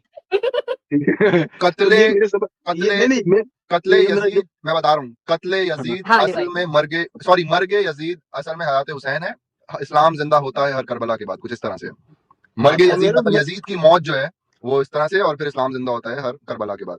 हाँ तो मेरा, मैं कंफ्यूज रहता हूँ कि अगर वहां उस दिन अगर हुसैन जीत जाते तो मतलब इस्लाम हार जाता। वो किसके साइड लड़ने गए थे वो? यजीद के बारे में प्रोपेगेंडा है ना जी, यजीद के बारे में बहुत प्रोपेगेंडा है कि वो शराब को जो है वो आम कर रहा था, वो कह रहा था वो नमाजें टाइम पे नहीं पढ़ा, हालांकि इमाम था वो, लेकिन वो अपनी मस्जिद में खुद ही टाइम पे नहीं आता था नमाज पढ़ाने के लिए, कभी कभी शराब पी के नमाज पढ़ाने खड़ा हो जाता था। तो उससे ने मसला था कि अगर इमाम हुसैन उसके खिलाफ तलवार ना उठाते तो यही इस्लाम राइज हो चुका होता पूरी दुनिया में, जिसमें मुसलमान शराब भी पी रहे होते, नमाज की पाबंदी भी ना होती, पर्दा भी ना होता। तो वो ये कॉन्सेप्ट है कि इस्लाम के लिए मरे वो, कि अगर वो ना मरते तो असल इस्लाम सामने ही नहीं आता लोगों के, और यजीद का इस्लाम फैल जाता। नहीं नहीं, तो नहीं, तो यहाँ एक मामला ये भी है ना कि उस वक्त जो मुसलमानों की जो अक्सरियत थी वो यजीद की तरफ थी, तो यजीद जीत गया अगर, तो यजीद की मानने वाली सोच आगे बढ़नी चाहिए थी। ठीक कह रहे हैं, जी। ठीक कह रहे हैं। लाला जी ने एक मैसेज दिया है। हाँ मैंने पढ़ा। अ, जी आप पढ़ें, आप पढ़ें, वो थोड़ा-सा जवाब देंगे वो कह पाकिस्तान रहे को। हैं कि हमारे पाकिस्तान में जहर की गोली गोश्त में डालकर गली के कुत्ते को खिला देते हैं, सो जहर की मौत कुत्ते की मौत है हमारा। अब देखें कितना अच्छा आर्गुमेंट है ये। आपको मुसलमान कहते हुए मिलेंगे ये अहमदियों के नबी के बारे में कि होता अगर सच्चा नबी टट्टी में गिर के ना मरता कभी, क्योंकि वो बाथरूम में मरा था ना, तो उसका मजाक हाँ तो उसका मजाक अच्छा, उड़ाते हैं ये ना, उस वो अच्छा। अहमदी जो इनका नबी था। गुलाम अहमद कादियानी, मिर्ज़ा हाँ गुलाम अहमद कादियानी। हाँ उसका ये मजाक उड़ाते हैं। तो यही सेम बात इन पे बोली जा सकती है, होता अगर सच्चा नबी कुत्ते की मौत ना मरता कभी, जहर दे के मारे ना आपके नबी को भी। बिल्कुल। जी, तो अली भाई हम सवाल पहले ख़त्म कर लेते हैं वरना सवाल रह जाएँगे। जी जी जी। तो आपसे 8वां सवाल ये है कि आपकी नज़र में कुरान दुनिया को बनाने वाले खालिक की किताब क्यों नहीं हो सकती? भाई क्या जवाब दूं इसका मैं साइंटिफिक बुनियादों पे। साइंस की गलतियां उसमें है, हिस्ट्री की गलतियां उसमें है। इस वजह से मेरे ख्याल से इस कायनात को बनाने वाले को ये जरूर पता होना चाहिए था कि अगर चांद, सूरज ये सब कुछ घूम रहे हैं तो एटलीस्ट उसको ये भी पता होना चाहिए कि जमीन भी घूम रही है। लेकिन उसने सब कुछ के घूमने का, सब कुछ के मदार का जिक्र किया है कि अपने अपने एक्सेस में घूम रहे हैं, बट वो भूल गया कहीं अर्थ का जिक्र करना कि अर्थ भी घूम रही है। फिर इंसान को हमने जिस तरीके से बनाया, बिल्कुल गलत तरीका बताया गया है। जितने मिरेकल्स ये कुरान में बताते हैं साइंटिफिकली बिल्कुल रॉन्ग है। इंसान का पैदा होना माँ के पेट में, उसके जो स्टेजेस बताए गए हैं कुरान में, रॉन्ग रॉन्ग। वो एक ऐसे बताया जा रहा है जैसे आप कोई पजल से बच्चा बना रहे हो। सही है, पहले ये वाला पजल लगाया फिर ओ भाई नहीं, हड्डियां गोश्त खून चमड़ी। ऐसा नहीं है कि पहले हड्डियां बन गई, उसके ऊपर गोश्त चढ़ रहा है, उसके ऊपर फिर स्किन चढ़ रही है, फिर उसमें ब्लड डाला जा रहा है। ये सब चीजें एक साथ बनती हैं, ब्लड, हड्डियां, गोश्त, ये एक साथ बनती हैं सारी चीजें, बड़े होकर ये इंसान बन जाती हैं। ऐसा नहीं है कि पहले पूरी हड्डियां बन जाती हैं इंसान की, उसके बाद फिर अल्लाह मियां उस पर गोश्त चढ़ाते हैं उन हड्डियों पे। गलत प्रोसेसेस बताए गए हैं। जलजले क्यों आते हैं, गलत प्रोसेस बताया गया है। हमें आज पता है कि टेक्टोनिक प्लेट्स हैं, उनकी साइस्मिक एक्टिविटी की वजह से आज जलजले आते हैं। नम नम नम नम नम नम बहुत सारी चीजें हैं सर। अल्लाह मियां को कुछ नहीं पता इस कायनात का, जिसने खुद बनाई है कायनात, और उसको अपनी कायनात का ही कुछ नहीं पता इस कायनात में क्या क्या चल रहा है। ये भाई ने बड़ा अच्छा कमेंट किया है कि सीमेन जो है वो आपकी, आपका स्पर्म जो है वो आपकी बैकबोन से आता है। आई मीन आज हमें पता है, आज हम देखें, हो सकता है, और मैं इसमें मोहम्मद को नहीं, दोष नहीं देता। मुझे जब इतना इल्म नहीं था अली भाई, तो मुझे भी लगता था कि ये जो सीमन होता है ये शायद हमारी हड्डियों का चूरा है। हाँ, वो इसलिए लगता है क्योंकि आप जब भी मैस्टरबेट करते हो तो आपकी सबसे पहली चीज जो इफेक्ट होती है वो आपकी कमर है, उसमें दर्द होना स्टार्ट होता है। तो आपको ऐसा लगता है कि भाई ये कोई यहीं से आ रहा होगा तभी मेरे कमर में दर्द हो रहा है, और मैं इस पे ये नहीं कह रहा कि मोहम्मद की गलती है। मैं कह रहा हूँ कि भाई मोहम्मद को जितना पता था उसने बता दिया उस जमाने के हिसाब से। लेकिन आज के मुसलमान, तुम्हें तो सब कुछ पता है। अल्ट्रासाउंड नाम की एक चीज होती है, MRI स्कैन नाम की एक चीज होती है, अपनी आंखों से सच्चाई देख सकते हो आज तुम। तो आज तुम्हें क्या मानने की जरूरत है कि अल्लाह मियां बच्चा डाल रहा है, बच्चेदानी में फरिश्ता बैठा हुआ है? करके देख लो सीटी स्कैन करके देख लो, दिखा दो मुझे फरिश्ता वहां यूट्रस में बैठा हुआ। कोई फरिश्ता नहीं दिखता हमें। रोजाना हम सीटी स्कैन देखते हैं, रोजाना MRI स्कैन हम देखते हैं, हमें तो कोई फरिश्ता नहीं दिखा आज तक। तो एक चीज है ना, 2 जमा 2 4। अब जो 2 जमा 2 4 बोल रहे हैं ना, उसको हम कह सकते हैं अकलमंद इंसान है, और यार ये कुछ आगे और भी सोल्यूशंस निकाल सकता है। लेकिन एक आदमी शुरू में ही बोल दे 2 जमा 2 एप्पल, तो भाई आदमी पागल है, इसको कुछ नहीं पता। तो अल्लाह मियां भी, हाँ, अल्लाह मियां भी ऐसा ही है कि उसको अपनी कायनात का ही कुछ नहीं पता कि मैं क्या, अपनी ह्यूमन बॉडी जो उसने ह्यूमंस बनाए हैं, उस बॉडी का ही अल्लाह ताला को पूरा इल्म नहीं है। तो इसका मतलब ये अल्लाह ताला के ऊपर मारा जा रहा है सब कुछ। ये खुद ही बनाया हुआ है, खुदा है, मोहम्मद ने खुद ही बना लिया शायद खुदा, और ये उसके ऊपर मारे जा रहा था। बिल्कुल। आप देखें ना कि बिल्कुल। आप देखें कि जितना मोहम्मद को पता है ना, उतना ही अल्लाह को पता है। अल्लाह ताला की तो नॉलेज देखिए, मोहम्मद से ज्यादा नहीं है, हाँ, उतनी ही बिल्कुल, है। बिल्कुल। अल्लाह को हाँ, जितना पता है उतना प्यारे नबी को पता है, प्यारे नबी को जितना पता है उतना अल्लाह को पता है। और हाँ, इनको जितना पता है उससे आगे मुसलमान सोचेंगे नहीं। उससे आगे मुसलमान सोचेंगे नहीं, क्योंकि वो तो चेंज ही नहीं हो सकता। खैर, बिल्कुल। दिस वाज द आंसर कि भाई, उनसे ज्यादा ना इनके आलिमों को पता है। हाँ, बिल्कुल। दोनों से हाँ, ज्यादा। हाँ, बुखारी को रसूल से भी ज्यादा पता है आपको। और ये जो आज के जो आलिम है ना, देखो उस वक्त भी हुजूर वगैरह नई आयतों के साइंटिफिक वो सब निकाल पाए। चलो, अगर इतना भी बोल दिया होता ना कि ये वाली ये फला फला आयतें हैं, इसको हमारे तुम्हारे बस की बात नहीं, आने वाली नस्लें समझेगी तभी समझ में आता। वो कुछ और बोल रहे हैं, लेकिन ये 4 कदम आ गया कि ना, ये वक्त के हिसाब से आज की इंटरप्रिटेशन ये होगी। जब आप 4 से 8 साल के होते हो ना, जिंदगी में, हर बच्चे की जिंदगी में एक ऐसा एम्बैरेसिंग, ऐसा शर्मिंदा मोमेंट आता है कि जब वो अपने घर में किसी बड़े से पूछ लेता है बच्चे कैसे पैदा होते हैं, तो हम्म, उसका जवाब क्या देते हैं बड़े आपके घर के? ज्यादातर क्या बोलते हैं कि भाई आपको जब बड़े हो गए ना आपको समझ में आ जाएगा। सही है। और हम्म, हम्म, एक दूसरी अप्रोच इसकी ये है कि फरिश्ता आके डाल गया। सही है।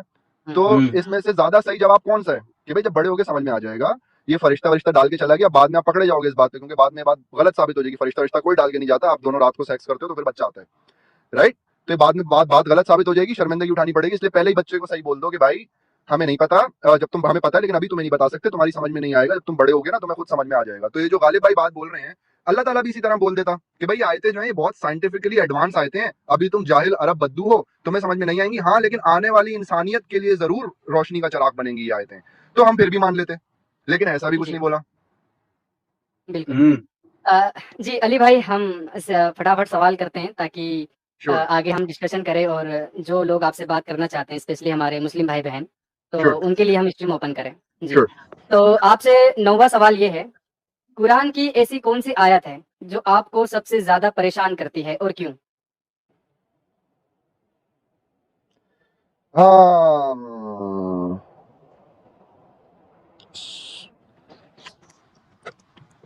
कुरान जब आप पढ़ना शुरू करेंगे ना, अनफॉर्चुनेटली वो अलिफ लाम मीम से शुरू नहीं होता है, वो शुरू होता है अल्हम्दुलिल्लाह से। हर कुरान जो दुनिया का छपा हुआ है आजकल, वो अल्हम्दुलिल्लाह से शुरू होता है।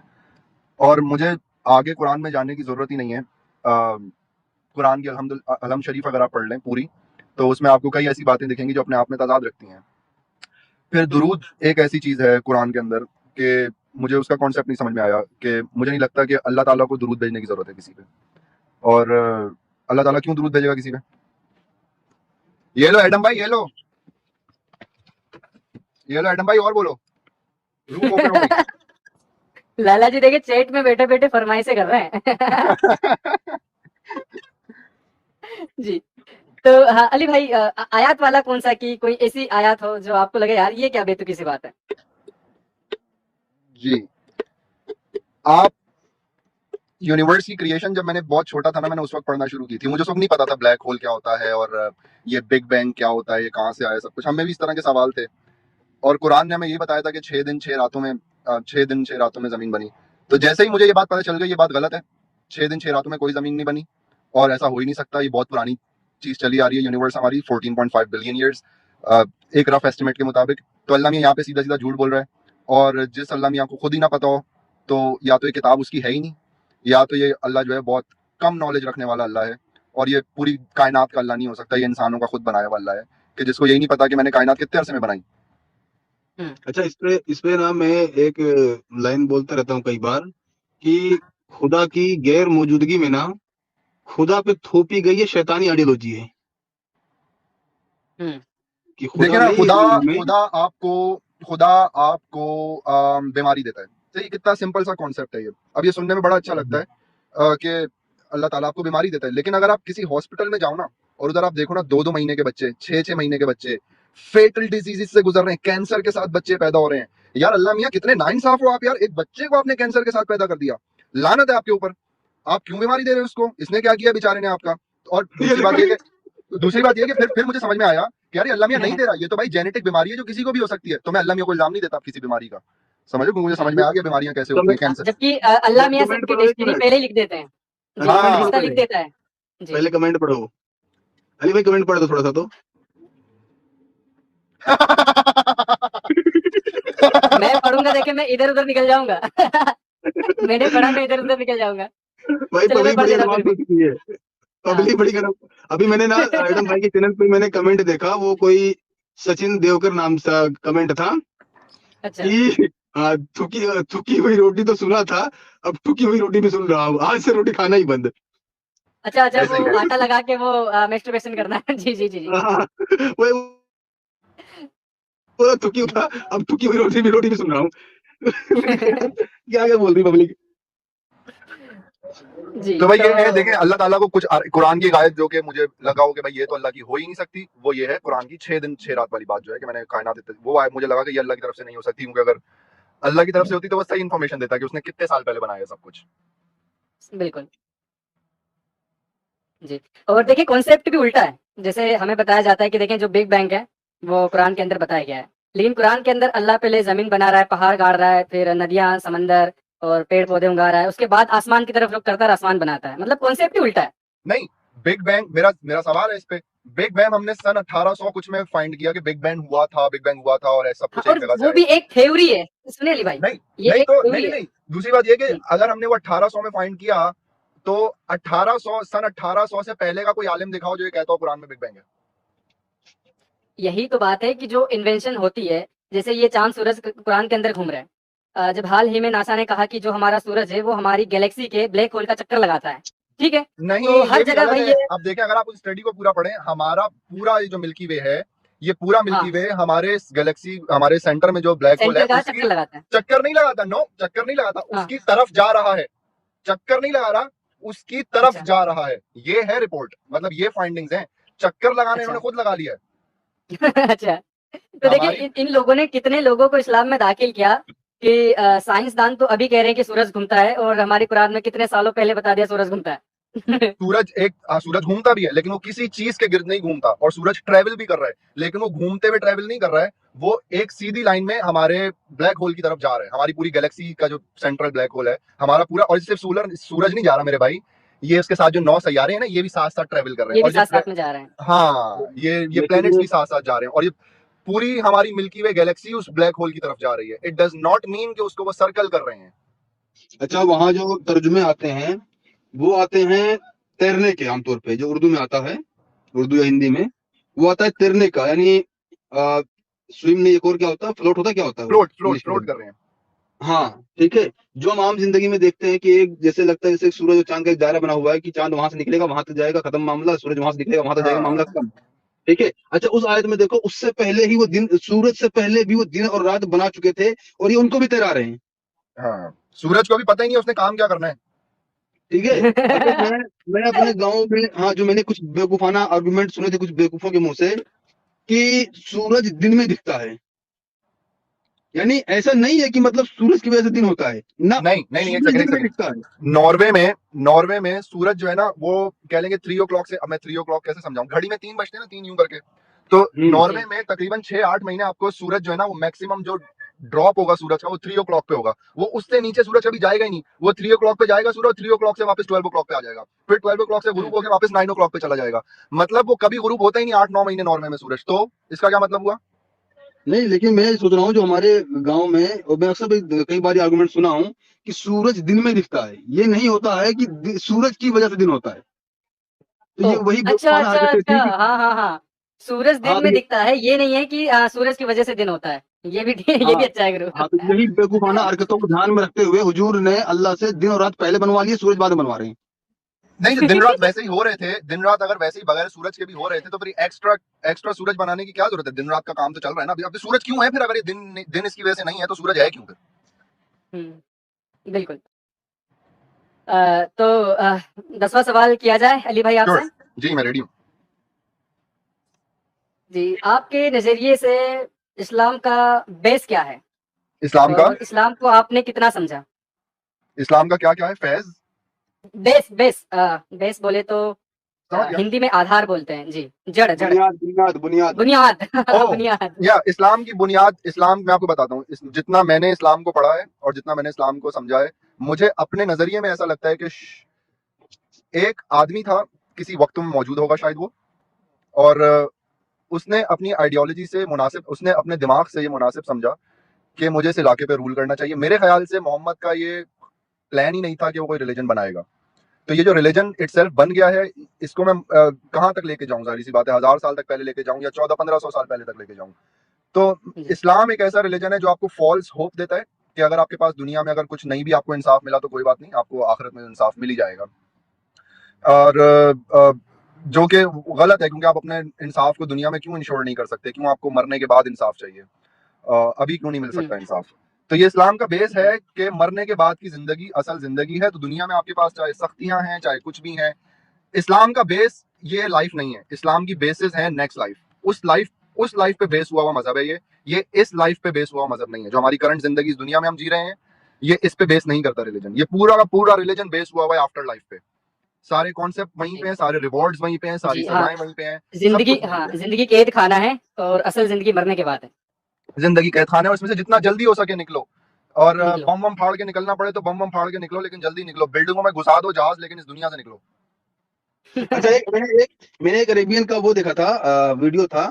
उसमें कोई क्या नाम है, कोई ईमान वाला सवाल करता है कि अगर मुझे अपने क्या नाम है कहीं बम विस्फोट करने के लिए अगर मुझे अपने पिछवाड़े में डाल के ले जाना पड़े, तो क्या मैं उसके होल को बड़ा करवा सकता हूँ? पता नहीं मरवा के कैसे, मुझे नहीं पता, खैर। तो उसमें बोलता है कि हाँ, करवा सकते हो। ओह! क्या बात इससे कितनी आसान सर्जरी पेट की है। पेट में डाल लो बम। है। नहीं, मुझे सबसे फेवरेट लगा था स्टील अंडरवियर वाला। बंदा गया फटने को उसने स्टील का अंडरवियर बनवाया कि यार देखे जिस काम के लिए मैं ये फट रहा हूँ और फर्ज करे वो जन्नत पहुंचा और सामान खराब हो गया। हाँ, चले हाँ, जिसके लिए बंदे ने अपनी जान दी है और वही चीज खराब हो गई तो फिर मतलब ही नहीं बनता। तो वो बंदा स्टील अंडरवियर पहन के गया था कि यार वो चीज सलामत रहे ताकि जन्नत में कुछ दिक्कत ना हो। हूरें डिसअपॉइंट हो जाएंगी ना यार। हूरें बोलेंगी, लो, हाँ, जब से जन्नत बनी है मैं तुम्हारा इंतजार कर रही थी। जब से अच्छा, पैदा हुई हूं मैं जब से पैदा हुई हूं तुम्हारा इंतजार कर रही थी, और अब तुम ये कटवा के आ गए अपना। एक उड़वा सुलेमानी के मरीज खड़वा बोल के। रहा है, हाँ, फैजू, एक हाँ सुलेमानी काली भाई। मरीज बोल हाँ एक सुलेमानी मरीज बोल रहा है कि तुमने कहाँ से सुना। ऐसा है ना, अभी आप लोग बात जारी रखो, मैं वीडियो लेके आता हूँ मैं। ठीक अच्छा, है। ये स्टील अंडरवेयर वाली? नहीं नहीं, स्टील अंडरवेयर वाली नहीं, ये वाली बात, ये पिछवाड़े में बम डालने वाली। अच्छा, चले चले, ठीक ठीक है काली भाई, मैं जब हम्म। तक अली भाई से सारे सवाल मैं कंप्लीट कर लेता हूँ। जी। तो जी। अली भाई, आपसे हमारा 11वां सवाल ये है कि आपके नजरिए से इस्लाम ने पूरी दुनिया को क्या दिया? फैजू देखें, ये ना बड़ा डबल किस्म का क्वेश्चन, दोनों तरह के जवाब हो सकते हैं इसके। और मैं अगर इसका जवाब मुसलमानों की साइड लेते हुए दूं तो आई एम सॉरी, या आपको अगर ऐसा लगे कि मैं ज्यादा साइड ले रहा हूँ मुसलमानों की, लेकिन देखें, इस्लाम ने तो पता नहीं, लेकिन मैं ये कह सकता हूँ कि हमें इस दुनिया में मोहम्मद रफ़ी जैसे सिंगर मिले, हमें इस दुनिया में मिर्जा गालिब जैसे शायर मिले, मीर तकी मीर जैसे नसर निगार मिले, हमें। अली भाई, छोटा सा हाँ। करेक्ट करूंगा, छोटा सा। अगर मोहम्मद रफी जैसे सिंगर मिले या फिर एपीजे अब्दुल कलाम जैसे साइंटिस्ट मिले, तो वो हाँ। मुसलमानों की वजह से मिले, इस्लाम की वजह से नहीं। मैं इस्लाम की बात कर रहा हूँ। इस्लामिक आइडियोलॉजी ने दुनिया को क्या दिया? इस्लामिक आइडियोलॉजी ने दुनिया को, एक वर्ड में अगर मैं कहूँ तो, डिस्क्रिमिनेशन दिया। इस्लामिक आइडियोलॉजी ने ये कॉन्सेप्ट दुनिया को दिया कि दो किस्म के लोग भी हो सकते हैं, पाक और नापाक। जैसा मैं कह चुका हूँ, ये पाक और नापाक का कॉन्सेप्ट बहुत इस्लाम नहीं दिया, ये मेरे नहीं ख्याल के किसी और।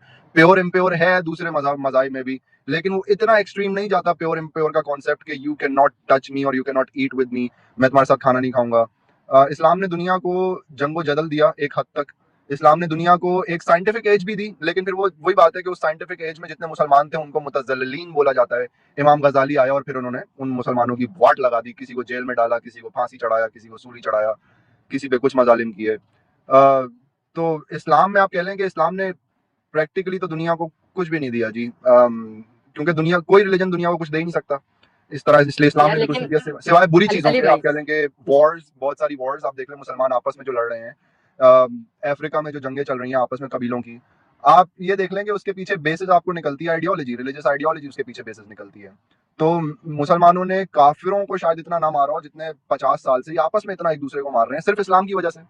कितने शिया मर गए इस्लाम की जी वजह से, कितने सुन्नी मर गए इस्लाम की वजह से। वो पेशावर के बच्चे, बिल्कुल। वो पेशावर के बच्चे, वो पेशावर के स्कूल के, आर्मी पब्लिक स्कूल के बच्चे जिनका कोई कसूर नहीं था, 8-8 साल के बच्चे, 6-6 साल के बच्चे, 11-11 साल के बच्चे, तो वो इस्लाम की वजह से मरे। जाहिर है उन्हें जो मारने आए थे उनका नजरिया यही था कि भाई एक ऐसी फौज के बच्चे हैं, ऐसी फौज के फौजियों के बच्चे हैं कि जो फौज जो है वो मुसलमानों पे जुल्म करती है, उन्होंने मार दिया उनके बच्चों को। तो जाहिर है इस्लामिक आइडियोलॉजी ने ली उन बच्चों की जान। और हम्म। ये जो अभी लड़की मरी है, ये जो लड़की जिसका सर काटा गया, इकबाल ने जिसका सर काटा है, मैं तो ये कहूंगा कि इकबाल जी ने तो नहीं ली इसकी जान, इसकी जान इस्लाम ने ली है इस लड़की की जान। कि अगर इस इकबाल के दिमाग में अगर ये सारी चीजें ना डाली जाती, मजहबी चीजें, तो इकबाल ना मारता। लेकिन तो ये दिया है जी इस्लाम ने, मुसलमानों का इसमें इतना कसूर नहीं है कि जितना जी। इस्लाम का इट्सेल्फ लेकिन कसूर आप है। एक चीज भूल रहे हैं। जी। नहीं अली भाई, आप एक चीज भूल रहे हैं। देखिए, आप ऐसी बात नहीं कर सकते यार। जितना दुनिया भर का साइंस है वो इस्लाम से तो निकला है ना यार। बड़े नहीं से वो बड़े साइंटिस्ट इस्लामी किताबों को पढ़ते थे। ये बात नहीं पता क्या आपको? किताबों को नहीं, अरे आपने तो शिर्क कर दिया। किताबों का क्या मतलब है, एक किताब काफी है, कुरान। हाँ, तो कुरान से साइंस चोरी कर लिया ना। आइजैक न्यूटन ने, सर अल्बर्ट आइंस्टीन ने, गैलीलियो गैलीलियन ने, स्टीफन हॉकिंस ने, ये सब चोरी कराया भाई इन्होंने कुरान से। उस पे आप क्या कहेंगे? इन लोगों ने सब कुछ चोरी किया कुरान से, तो ये तो अभी पैदा हुए हैं, आपके पास तो कुरान 1400 साल से था। आप मुझे एक बात बताओ, इन्होंने आपके कुरान से चोरी करके सैटेलाइट बनाया, जिसकी वजह से आज आप ये देख सकते हो कि गूगल मैप में रास्ता कैसे डालना है, कितना इंसानियत को फायदा है। तो यही सेम चीज अपनी कुरान में से देख के आप खुद नहीं बना सकते थे आज से पहले, कि लोगों को नक्शा देखने में कम से कम आसानी हो जाती। या इन्होंने आपकी साइंस, आपके कुरान से मदद लेके इन्होंने आज एक ऐसी मशीन बना ली है जो ये पता लगा सकती है कि आपके जिस्म के कौन से हिस्से में कैंसर है, या ट्यूमर जो है वो कितना बढ़ गया है। तो आप अपने, जिसकी वजह से इंसानों की जिंदगी बचती है, वो ट्यूमर का इलाज जो है वो ट्यूमर के वर्स्ट स्टेज पे पहुंचने से पहले हो जाता है, जस्ट बिकॉज कि हम उसे 6-8 महीने पहले देख सकते हैं ट्यूमर को आज। तो अगर ये उन्होंने आपके कुरान से निकाला, तो आप इतने अरसे तक लोगों को मरने दे रहे थे, इसका मतलब ट्यूमर से आप लोगों को नहीं बचा सकते थे अपने कुरान में से इलाज निकाल के, या ये तरीका निकाल के कि लोगों की ट्यूमर, आपको कितने लोग ट्यूमर से कोविड की मर गए। वैक्सीन मैं बनाई है। जी फैजू फैजू हाँ, मैं जी गालिब प्राइवेट भाई। चैट में लिंक दिया हूँ, ये जरा दिखा दो, सुलेमानी मरीज को दिखना चाहिए ये। जी चले, मैं इसे ओपन कर देता हूँ गालिब भाई। हम्म। जी, तो मैं ये कह रहा था कि अभी कोविड की वैक्सीन जो जब आई, तो तब तक तो कहा जा रहा था कि देखें, मौत तो अल्लाह मियाँ के हाथों में लिखी हुई है, ठीक है। और कोविड की वैक्सीन आई तो हमें बताया गया कि ये मुस्लिम बच्चों को नपुंसक बना देगी। लेकिन उसके बाद मुसलमानों ने धड़ल्ले से वो उस वैक्सीन को लगवाया, जो समझदार थे। उसके बाद जो गाँव के लोग थे उन्होंने भी लगवाया कि यार ये अफ़वाह पर ना मानो। तो बिल्कुल आपने सही कहा कि मुसलमान अपनी ही दुनिया में रहता है। फैजू, मैं आपको एक और एग्जांपल देता हूँ। देखें, आज से 150 साल पहले ना इंसान ने ये सीख लिया कि बच्चा जो है पेट काट के कैसे निकाला जाए, मतलब सिर्फ वो वजाइनल डिलीवरी ना हो, सिर्फ उसकी ये ना इंतजार किया जाए कि उसके जो ओवरीज हैं वो खुले और फिर बच्चा निकले, और क्योंकि कॉम्प्लिकेशन हो जाती हैं कभी कभी, हर औरत इस काबिल नहीं होती कि वो पुश कर सके, हर औरत में इतनी जान नहीं होती है। तो इसका क्या तरीका है भाई? तो 150 साल पहले हमने तरीका निकाला ऐसी की तैसी, औरत कमजोर भी है अगर और कोई कॉम्प्लिकेशन आ भी गई है, हम भाई पेट काट के बच्चा निकाल लेंगे। सही है, इससे माँ भी बच जाएगी, बच्चा भी बच जाएगा। और हाँ, दूसरी दूसरी दफा प्रेगनेंसी में थोड़ी डिफिकल्टीज हो सकती हैं इस औरत को, लेकिन हमने उसका इलाज निकाल लिया। अब मेरा सवाल ये आपसे, अगर ये इलाज कुरान से निकला है, तो पिछले 1400 साल पहले से और आज 150 साल पहले तक जितनी औरतें और बच्चे मर गए हैं प्रेगनेंसी के दौरान, उन सबका जिम्मेदार कौन है? बिल्कुल सही कहा आपने। पहले पहले टाइटल पढ़ देना, पहले क्या है इसका टू। जी। इसका टाइटल इस वीडियो का है anal sex to within your ass hole for explosive Muslim ceremonies ask for anal jihad. यार मुस्लिम अनल, मुस्लिम सर्मनाइजर। हाँ सर मैंने ये अनल जिहाद यार एनल मतलब जिहाद ना, अनल एनल एनल एनल जिहाद। अच्छा एनल तो हाँ अच्छा ये वही होता है ना जो मैं समझ रहा हूँ जी जी, ये एस वही होल। होता है, हाँ। ये वही होता है जिसका आपको बिल्कुल शौक नहीं है। अच्छा, थोड़ी वीडियो वो यार मेन दिक्कत क्या है ना, मैं वीडियो में भूल गया था बहुत पहले देख के, लेकिन उस सुलेमानी मरीज ने उकसा दिया कि तूने कहाँ देख लिया बे, तूने कहाँ सुन लिया बे, अच्छा तू देख भाई। जी, तो मेरे ख्याल से तो अब मैं इनको स्टार्ट सुकून मिल करूँ गया इसे। होगा। जी देख थोड़ा सा वीडियो थोड़ा देख लेते ना बड़ा। رضي الله عنكم أن أقوم بعملية استشهادية، وتقدمت إلى الشيخ أبو الدماء القصاب टाइटल पढ़ो। وقال لي إننا ابتكرنا طريقة جديدة وغير مسبوقة في العمليات الاستشهادية، وهو أن يلاك في دبرك كبسولات تفجير. वाह, ولكي تتدرب على هذه الطريقة الجهادية لابد أن ترضى أن يلاط بك فترة كي يتسع دبرك وتكون مؤخرتك قادرة على أن تتحمل عبوة التفجير. وسؤالي رحمك الله، هل يجوز أن أبيح دبري لأحد الإخوة المجاهدين إذا كانت النية صالحة والهدف الدربة على الجهاد، يمكن تدريب على الجهاد ليقوم بتوسيع دبري؟ فحمد الله الشيخ وأثنى عليه وقال الأصل في أن اللواط محرم ولا يجوز، غير أن الجهاد أولى وهو سنام الإسلام، وإن كان سنام الإسلام لا يتحقق إلا باللواط فلا بأس فيه. فالقاعدة الفقهية تقول الضرورات تبيح المحظورات، وما لا يتحقق الواجب إلا به فهو واجب، وليس هناك أوجب من जी गालिब भाई ये तो वाजिब वाजिब अब चिल्ला रहा है। मुझे सुन के दर्द अरे हो रहा है। अरे उस पे वो नहीं देखते क्या, सब टाइटल नहीं पढ़ रहे थे क्या? जी हाँ, अरे जी वो जिस पढ़े तरह पढ़े से वो पढ़े। बोल रहे हैं ना, वाइडन योर एस, वो सिर्फ सुन के दर्द हो रहा है मुझे। मतलब बताओ, इतना बड़ा पूरी तरह से गांड फाड़ जिहाद, हद भाई, लेकिन इतना गालिब भाई, मैं आपको एक शौकीन। बात बताऊं गालिब भाई, ये आई मीन, ये इसमें आप अपनी राय रख सकते हो, लेकिन ये कोई रेफरेंस नहीं होगा इसके पास इस बात का कि आप अपनी जिस्म के अंदर तलवारें या नेज़े या बम डाल सकते हो। इसका कोई रेफरेंस, ये अपनी तरफ से बोले जा रहे हैं, इसका इस्लाम से ये आई डोंट थिंक कोई ओपिनियन ताल्लुक होगा है। ये। जी हाँ, लेकिन देखो देखो ऐसा है ना, जब बात इस्लाम की तबलीग या इस्लाम के हक में लड़ने की आ जाए ना, तो बहुत सारी हराम चीजें हलाल हो जाती हैं भाई। हाँ, ये बात ठीक है, ये बात ठीक है कि अगर आप जैसे तब धोखा देना हराम है, लेकिन अगर आपने काफिरों से जंग करनी है तो आपने धोखा देके मार सकते हो, अल्लाह ताला खुद कह रहा हाँ, तो बहुत सारी चीजें हलाल हो जाती हैं। बिल्कुल। अभी देखो कैमरा है, ठीक है, कैमरा तब तक हराम था जब तक ये था, हाँ भाई हमारी किताबों में लिखा है। जब देख रहे हैं कि हाँ भाई थोपड़े दिखा के तबलीग हो रही है इस्लाम की, वीडियो बनवा के इस्लाम की तबलीग हो रही है, बड़ी साइलेंटली से इसे हलाल कर दिया। सर, कैमरा उस वक्त तक हराम था जब तक पासपोर्ट पे तस्वीर जो है आप प्रोवाइड कर सकते थे, आपकी खींची नहीं जा सकती थी। फिर एक चीज शुरू हुई कि पासपोर्ट पे तस्वीर जो है वहीं पे खिंचती थी और वही तस्वीर लगती थी आपके पासपोर्ट। वरना पहले क्या होता था, अपनी तस्वीर दुकान से खिंचवा के और पासपोर्ट ऑफिस में दे देते कि भाई ये तस्वीर है, और वो तस्वीर आपके पासपोर्ट पे लग जाती थी। फिर ये तकरीबन 20 25 30 साल पहले ना ये चीज चेंज हो गई पासपोर्ट में, हमारे दुनिया भर में, कि भाई नहीं, वहीं पे तस्वीर खिंचेगी और वही तस्वीर पासपोर्ट पे लगेगी। तो इनको वहां पे मसला हुआ कि भाई हमारी औरतें जो है वो कैमरामैन के सामने जो है वो क्यों तस्वीर खिंचाएं वहां पे, क्योंकि वो जाहिर सी बात है एम्बेसी में तो कोई गोरा है, कोई कुछ है तो कुछ है, तो कह रहे भाई हमारी औरतें हैं, हम भी जो है क्यों तस्वीर खिंचाएं। फिर इनको पता चला कि सऊदीया ने तो मान ली ये चीज कि भाई हाँ भी तस्वीर खिंचेगी, हर औरत की खिंचेगी, हर मर्द की खिंचेगी। तो जब इनको पता चला ना कि अब तो हम उम्रे पे और हज पे नहीं जा सकते तस्वीर खिंचाए बगैर, तब इन्होंने हलाल किया कि हाँ हाँ, सिर्फ उम्रे और हज पे जाने के लिए तस्वीर खिंचाना हलाल है। और फिर वो हलाल से होते होते वो आखिर में अब ये हो गया कि भाई अब तो वीडियो कैमरा भी हलाल है, तो लाइव स्ट्रीमिंग भी हलाल है, अब सब कुछ हलाल है। जी तो अली भाई हम सवाल कंप्लीट कर लें। श्योर। तो आपसे हाँ 12वां सवाल ये है, एज ए मुस्लिम आपको इस्लाम में क्या अच्छा लगता था? ब्रदरहुड, एक वर्ड में जवाब दूं अगर मैं, ब्रदरहुड, इस्लाम का अच्छा ब्रदरहुड बहुत स्ट्रांग है, और काश एक्स मुस्लिम्स का ब्रदरहुड भी इतना स्ट्रांग, हमारे आपस के जितने भी कॉन्ट्रडिक्शन है वो हम साइड पे रख के, काश हम इस पूरी एक्स दुनिया मुस्लिम का ही मूवमेंट। ब्रदरहुड चले तो कैसा रहेगा? हाँ पूरी बेहतरीन है, दुनिया के जितने बेहतरीन भी है। इंसान हैं, हाँ जी। नहीं, पूरी दुनिया का वो तो ह्यूमन लेवल पे हम सब ही ह्यूमन है, हम सबको एक दूसरे के साथ जो है वो ह्यूमन लेवल पे काइंडनेस करनी चाहिए, लेकिन एक टुवर्ड्स द स्पेसिफिक गोल की मैं बात कर रहा हूँ ना, कि अगर हम हमारा एक गोल, अगर मुसलमानों का एक गोल है जन्नत हासिल करना या शरीयत नाफिज करना, तो उसकी तरफ वो एटलीस्ट इकट्ठे हैं। हुँ, अगर एक्स मुस्लिम्स का एक गोल है कि भाई इस मूवमेंट को आगे बढ़ाना, तो हम उस तरह से काश हम भी इकट्ठे हों, हमारे अंदर से दूसरे छोटे छोटे मसले हैं उनको साइड पे रख के हम काश हम इस तरफ काम कर सकें, मुसलमानों से कुछ सीख सकें कि भाई एटलीस्ट जब एक किसी गोल के लिए काम कर रहे हो तो उस वक्त एक हो जाओ। तो ये चीज मुसलमानों का ब्रदरहुड आई वुड से कि सबको सीखना चाहिए, गलत कामों के लिए नहीं ऑफ कोर्स, लेकिन अच्छे कामों के लिए अच्छी चीज है ब्रदरहुड।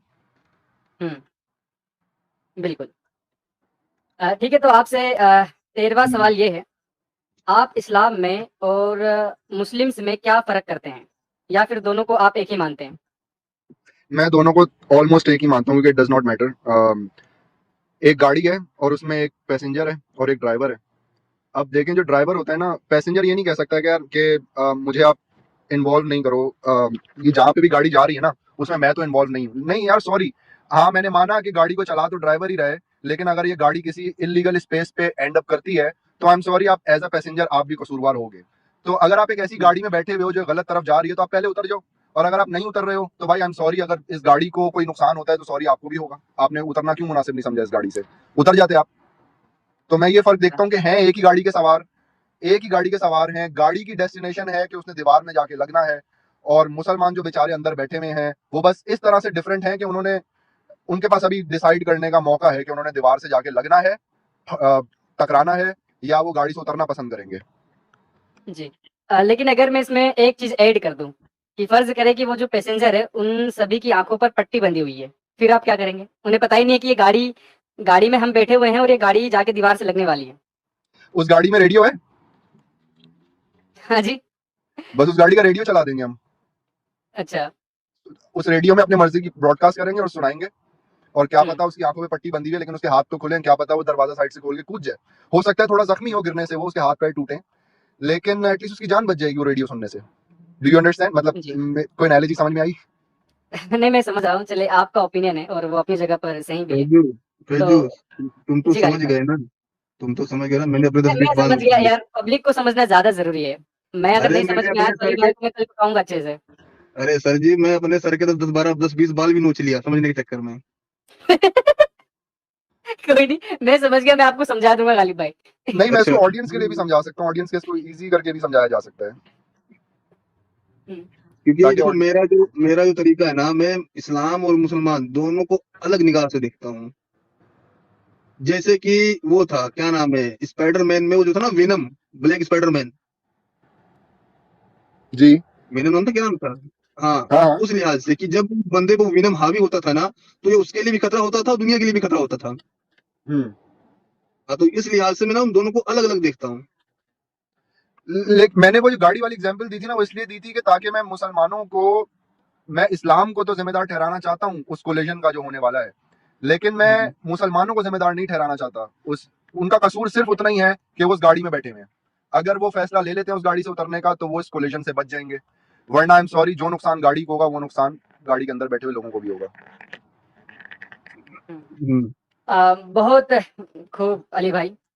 और गालिब भाई ने भी जो कहा कि मुसलमानों को और इस्लाम को अलग-अलग रखना चाहिए, कि मुसलमान विक्टिम है, क्योंकि इस्लाम ने सबसे ज़्यादा ज़ुल्म-ओ-सितम मुसलमानों पर ही किए हैं, लेकिन मुसलमानों को पता ही नहीं है कि हम पर ज़ुल्म-ओ-सितम किस वजह से हो रहा है। उनको ये पता तो ही नहीं मैं है गाड़ी टकराने वाली है, इसकी टक्कर होने वाली है, उनको ये पता ही नहीं, वो बेचारे हाँ, ऐसे ही बैठे हैं, वो समझ रहे हैं जी, कि जी। राइड बहुत अच्छी है, ये बहुत सेफ राइड है, ये हमें घर तक पहुंचा दे, घर तक मतलब जन्नत तक, मतलब हमें घर तक पहुंचा देगी ये राइड, और ये कोई एक्सीडेंट नहीं होगा, लेकिन उन बेचारों को पता ही नहीं कि भाई वो जिस गाड़ी में बैठे हैं, पहली बात तो है पीछे 20 बंदे मार के आ रही है वो गाड़ी, हुँ, सही है, वो बिल्कुल। पीछे 20 बंदे मार के आ रही है वो गाड़ी, तो अभी आपके पीछे ऑलरेडी पुलिस लगी हुई है, आपके पास चांस है आप इस गाड़ी से उतर जाओ, वरना ये गाड़ी पकड़ी हुँ, जाएगी, या तो ये गाड़ी टकराएगी कहीं जाके, या ये गाड़ी पकड़ी जाएगी।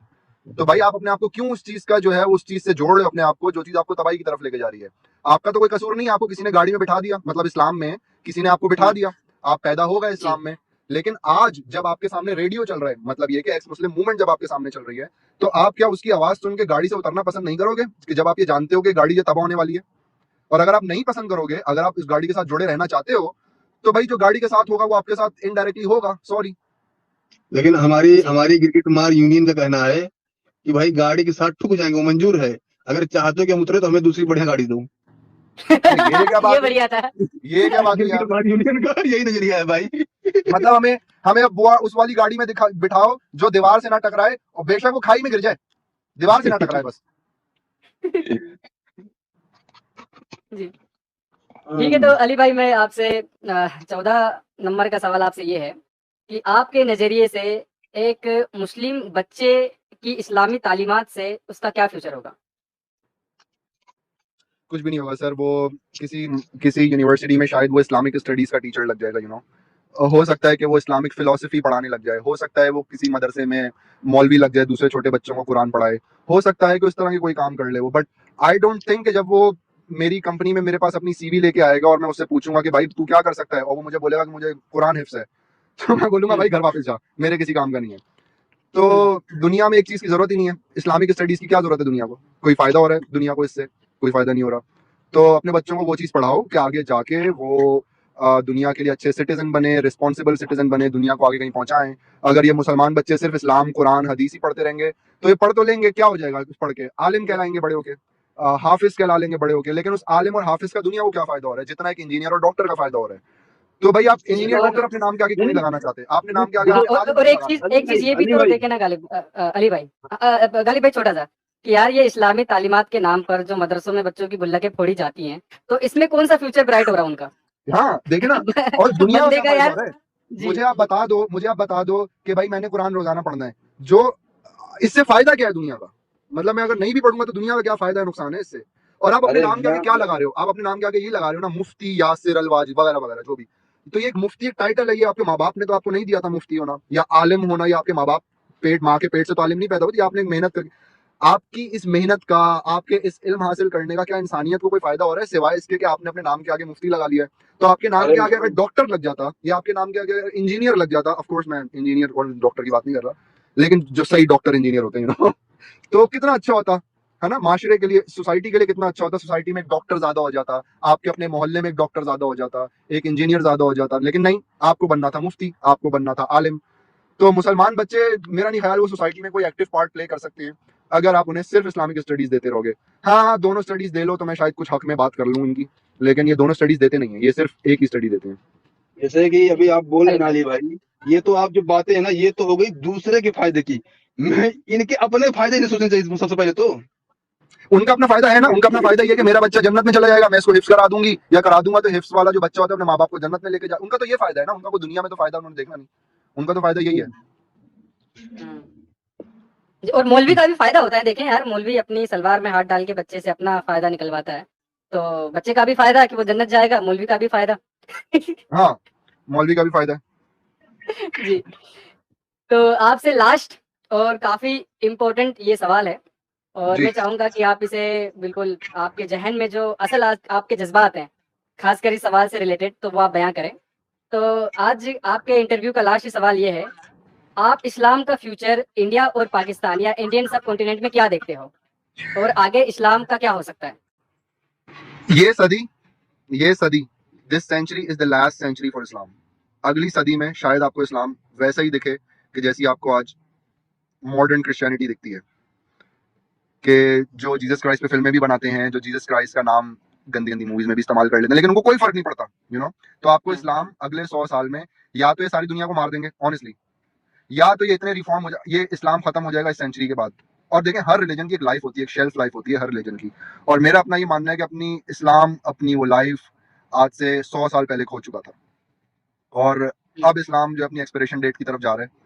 और अगले 100 साल में अगर इस जैसी 3-4 मूवमेंट्स और आ गई, अगर 3-4 लोगों, अगर कुछ लोगों को और पता चल गया कि भाई इस्लाम असल चीज़ क्या है, तो जो हाल इस दुनिया का ऑर्थोडॉक्स क्रिश्चियन चर्च का हुआ, वही हाल इस्लाम का होगा, कि सब रिफॉर्म हो जाएंगे, सब लिबरल हो जाएंगे, और मोहम्मद को आप फिर कुछ भी कहोगे और इनको कोई फर्क नहीं पड़ेगा।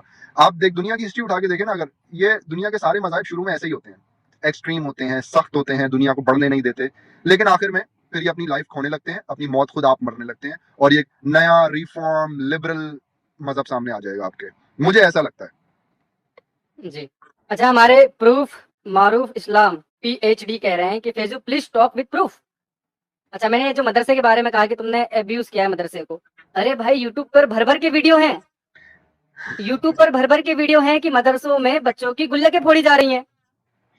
कितने किस्से हैं भाई, इस पर बाकायदा हमने स्ट्रीम कर रखी है। और मैं कह दूसरी रहा बात हूँ भाई दूसरी बात भाई जी, मैं जी अली मुझे भाई। तो नहीं पता, लेकिन फैजू जो है ना अपने चैनल पे ऐसी वीडियो नहीं चला सकता कि जहाँ पे मौलवी ने बच्चे का हाथ अपनी शलवार में डाला हो। सॉरी, अब नहीं, नहीं आपको वो अगर केस हम बता सकते हैं कि हाँ अली भाई कि पाकिस्तान की मेन स्ट्रीम मीडिया में ये केस आ रहे हैं कि यार हाँ, मदरसों में बच्चों के साथ ये हरकतें हो रही हैं।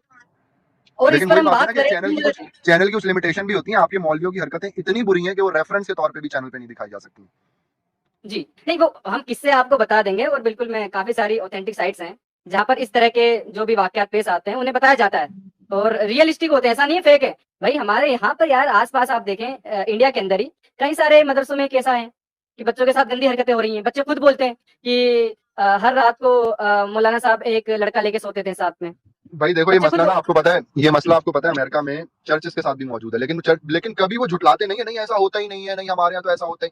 वो कहते हैं भाई ओके, क्या करना है, पॉलिसी बनानी है, कैमरे लगानी है चर्च में, क्या करना है बताओ, हम इसको रोकने के लिए वो खुद आगे आ जाते हैं क्रिश्चियंस के, नहीं भाई अगर ये किसी चर्च में ऐसा हो रहा है तो हम उसे रोकने के लिए जो हो सकता है हुकूमत का साथ देंगे।